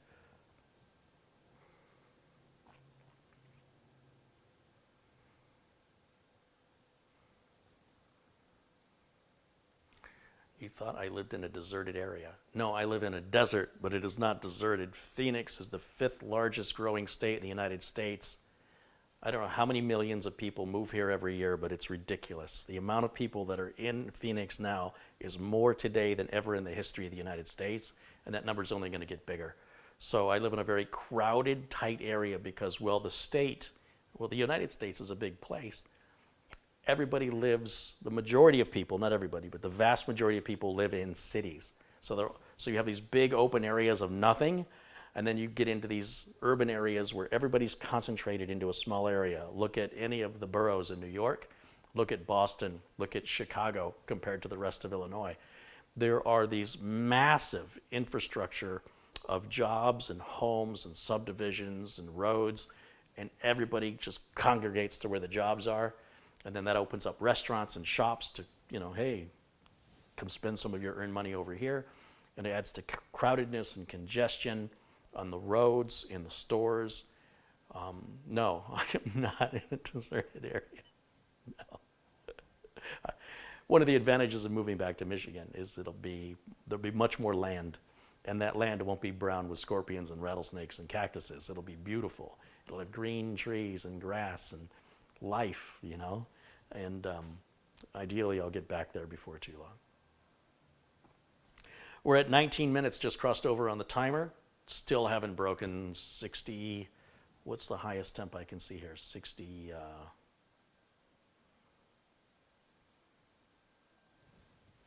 66 is the hottest it's read so far, which is fantastic. That's nearly 20 degrees below where I need it to be, and that's 15 degrees below the thermal throttling that will occur if the chip gets too hot. So lots of headroom here. I'm absolutely confident this customer can never overheat this computer. They can do whatever they want, apart from overclocking it, in which case, they're on their own. We're at 19 minutes and 40 seconds, 20 more seconds. We'll see if anything changes in the next 20 seconds. But I think we pretty much know this Mugen 5 cooler is worth every penny of the $48 that it costs. It works really well. You can hear the system is dead quiet. I expect when we run the Heaven benchmark, we'll hear the video card fans when it cranks up. Right now from the wall, we're drawing, let's see how many watts we're drawing. 144 watts is what we're pulling from the wall at full load. So obviously when the video card kicks in, we'll see another probably 100 watts of usage, but clearly a 650 watt power supply is way more than we need, which is good. It's the way we like it. Michigan is so cold. Yes, good. I hope it's cold enough that most people don't want to go there so it can remain peaceful and have a lot of empty space. I would much rather be somewhere cold. In Arizona, we have over 100, every year, we have over 100 days in a row with 100 degree Fahrenheit weather or more, above 100 degrees. And that's oppressive, and there's no way you can cool down any faster. There's only so many clothes you can take off. And air conditioning is expensive, It's expensive to run, it's expensive to fix. Heat, on the other hand, it's free to start a fire. So I'll take the cold any day of the week. And the more people hate the cold, the happier I am, because that means they'll be leaving. I'll have fewer problems. Oh, computer went to sleep again. All right, we've crossed over 21 minutes, so I'm going to go ahead and stop the test. And you can see the temps on this are fantastic. So what I want to do is I'm going to show you how fast a chip will cool down. If you look at the temps right here on this, am I on the right mouse? Yeah, on this left side, these are our current temperatures right now. And when I stop this test, watch how quickly those numbers drop. Watch. It's already dropped 20 degrees. Instantly dropped 20. If I could only lose weight that fast, wouldn't that be great? Now let's go ahead and install and run the Heaven benchmark. So we'll bring that over, which is right here. And to install that, we need the Visual C decompilers for 32 and 64-bit. So we'll get those installed real quick. There's one. Here's the other one.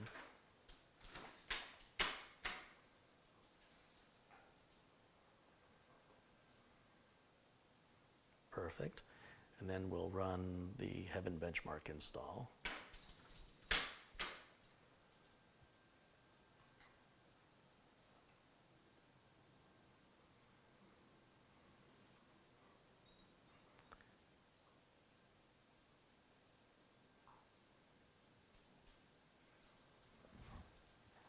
What's up, Jimmy boy? What's up, my boy? So excited. It's not time yet. No, it's not time yet.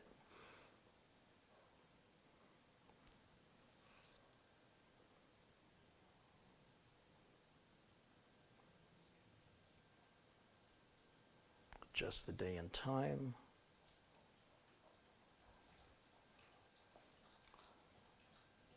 Why is that not working?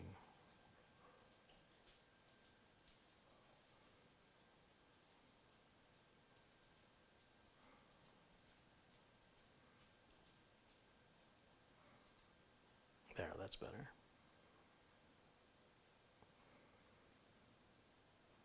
Okay, let's run the Heaven benchmark.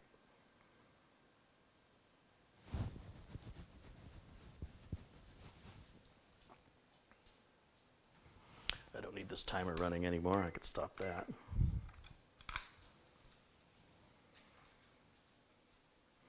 And then what is it? F9? I can't remember. Oh, wrong keyboard. F9? Oh yeah, you can hear the fans cranking up already.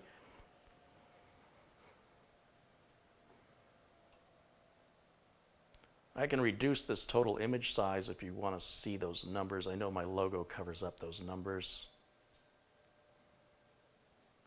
Let's see how I can do that. I should be able to just lift it up. There, now you can read the numbers.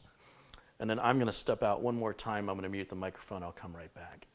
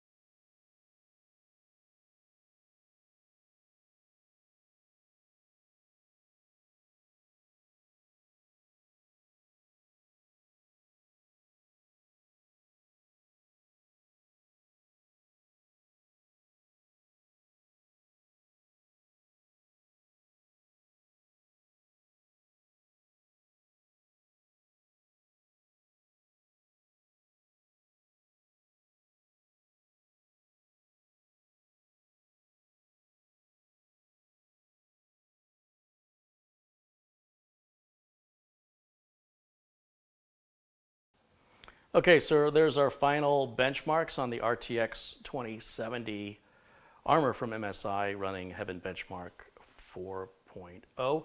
And then I'm going to go ahead and close this out, and we'll run the other benchmark just for fun.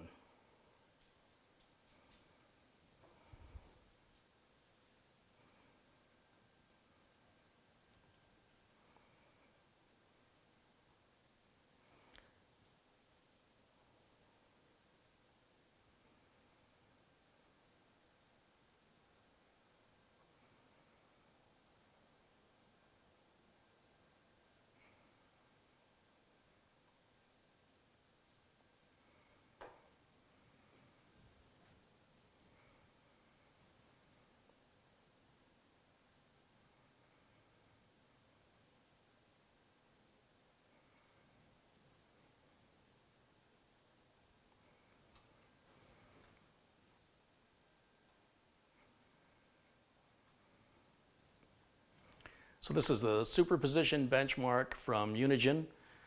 And this one's a much prettier benchmark. It requires a bit more horsepower to run.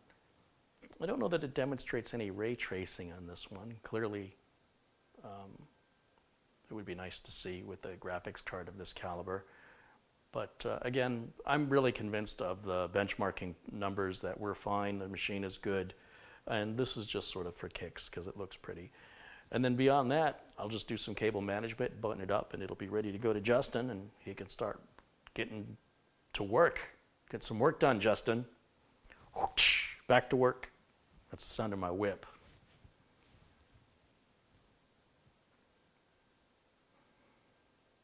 It could happen. All right, let's start the software. Benchmark it, run. I think my camera is going to be in the way of the benchmarking numbers, so I will move the, whoops, wrong one, Carey. I will move my camera. Let's go over here.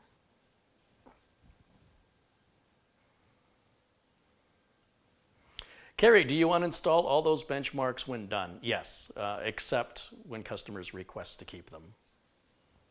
But they can easily download them for free and put them back on if they want to. I'm going to leave the benchmarks on for this customer.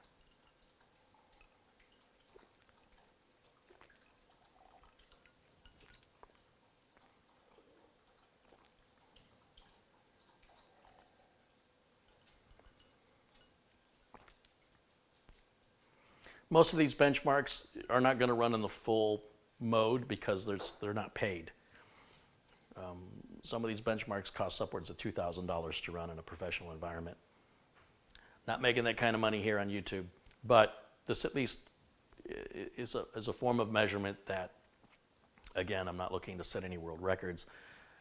What I'm looking for, any issues with the benchmark not running or not looking correct or not operating in a smooth manner, it's very much or not into that kind of precision, because that's really for people that are more interested in the numbers than are interested in getting anything done in real life. I really don't partake of that mentality that the test results are more important than getting any work done. The best test you can put the machine through is to use it. There's no benchmark better than giving the customer the machine. I just want to keep my business in business and to avoid unnecessary support calls and to eliminate any obvious problems that I can locate now prior to handing it over to the customer. I would much rather I found the problem than the customer did. If a customer finds a problem, that's embarrassing to me. No problem should get by me. If the customer's looking to set world record benchmark numbers, they have more time on their hands than I do, and they are welcome to accomplish that on their time, not on mine. Because I have work to do that actually matters. So I kind of have a bit of an attitude about that, because I've never seen anybody spend so much money and waste so much time to have a piece of software tell them whether or not they should be happy. That's ridiculous. All right, let me put this Corsair drive back. That's going to go on our 3950X build coming up here Hopefully next week I'll have some time to get that together. That's all going to go into a Be Quiet Pure Base 600 window case, which is a little larger than the 500. I'll use the same Samsung PF240, not Samsung, the same Silverstone PF240 240 millimeter liquid cooler. Oh, there's a little RGB on this. I just realized this power supply has an RGB light on the back of the power supply. Who is that for? It's just green. Oh, does that mean the eco mode is on? Let's see if I hit the switch off. Does the light go off? Nope. It's just an E for EVGA, and it lights up in green on the back of the computer where nobody's going to see it. That's really strange. Huh. Oh, I see the benchmark completed with there's our score, 13196. And again, all the parts lists that went into this build are in the notes below this video. So I guess I can close all that out, shut that down. I still have to activate Windows for this client, and there's, I'm trying to think what else I have to do to it. A couple minor little things in the cable management, but that's pretty much it. And there's your Blender build right there. So we're not doing a high-end Blender build, it's not a low-end Blender build. It's sort of right at the upper echelon of the middle, very close to being a high-end build. People that are running proper workstations with X299, X399, those would be sort of the higher end. You can easily drop $4,000, $6,000 on a Blender build. This is a $2,000 build, and I think it's worth every single penny. It certainly would make a great gaming machine. The RGB is a bit overkill. Since the case has no window, nobody's ever going to see that. But it is there, and it is absolutely silent, as I mentioned. It's a very, very quiet machine, and that's critical if you're going to work on it all day and you're trying to get work done. It can turn you deaf. You don't even realize it. You get used to this level of background noise, and then you go home and you start talking to people at your house after you get home from work. Hey, how are you? Why are you so loud? Am I loud? Because you've been around this noise all day. So that can really become an issue in a workplace environment. And more people seem to care about that today than they did ever before. So I always mention the noise level of the machine, because I think it's worth noticing. The fact that you're not noticing it is important. The reason you're not noticing it is because the microphone has nothing to pick up. Let's see if I can go full screen on my main camera here. Ah, there I am. Good. So anyway, getting back to this machine, I can shut it down. And you'll see it powers off quick. And the RGB light stays on. I think in the BIOS you can have that go off when the power's off. That really annoys a lot of people who build a computer and put it in their bedroom and they can't sleep at night, because even though the machine's off, the lights stay on. But no, there is typically a BIOS setting to tell it whether or not you want the RGB lights on when the computer is in a soft off state, which is where it is now. And again, why you don't work on a computer with power off, it still has power running through it. In fact, even if I unplug power, you'll see that that LED is going to stay lit with no power. That's because the capacitors on the board have stored the power, and it takes a few seconds, sometimes upwards of a couple of minutes, for the capacitors to drain, and then eventually the light goes out once the power is completely out. So in any event, thanks you guys for joining me today on this build, and my thanks to everybody who contributed during today's stream. Let's give them all a shout out. Lurchicus, Madi Yoel, Jeremy Kramer, Marta, Radox1912, Thomas Robinson, Madi again, Thomas Robinson again, Michael Brooks, Hugh Wong, Matt Foster, Mark Drope Sr., Mike Dane, Matt Foster, Steve Devine, Eduardo Terran, Ben Stroud, Peter Brooks, Darren Cluth, Johnny Craig, Christoph Esch, James Griffin, Rick Hubbard, Cog Jen, Christoph Esch, Keith Davies, Jeff 0000, R-Tech, Michael B., Robert Fitzpatrick, Thomas Robinson again, Larry Fick, Polestar69, Jim Innes, Robert Fitzpatrick, Sharon Idle, Rudiger Luther, Brendan Looney, and our first contribution today from a good friend of the channel, Jesse Kirk. Thank you guys so much for helping keep this place sponsor free. I appreciate that very much. I just see Brendan Looney contributed £2 just now. And I think that's going to wrap it up for today. I need to get Martin's computer up here and get the power supply replaced. So I think what I'm going to do is I will shut this video down. I'm going to change the thumbnail and the title, get the other computer up here, and then we're going to do that power supply swap live in about 10 minutes if you want to come back. Either way, I will see you next time. That's going to wrap it up for me. And hopefully you'll join me for the next, well, I got the repair video coming up and then another build video. Tomorrow, there should be another build video coming up. Yeah, I'm going to start Bill Bailey's computer tomorrow if I can get all these other ones done today. It's going to be a long night. Thanks for watching. I'll see y'all again very, very soon. Until then, bye for now.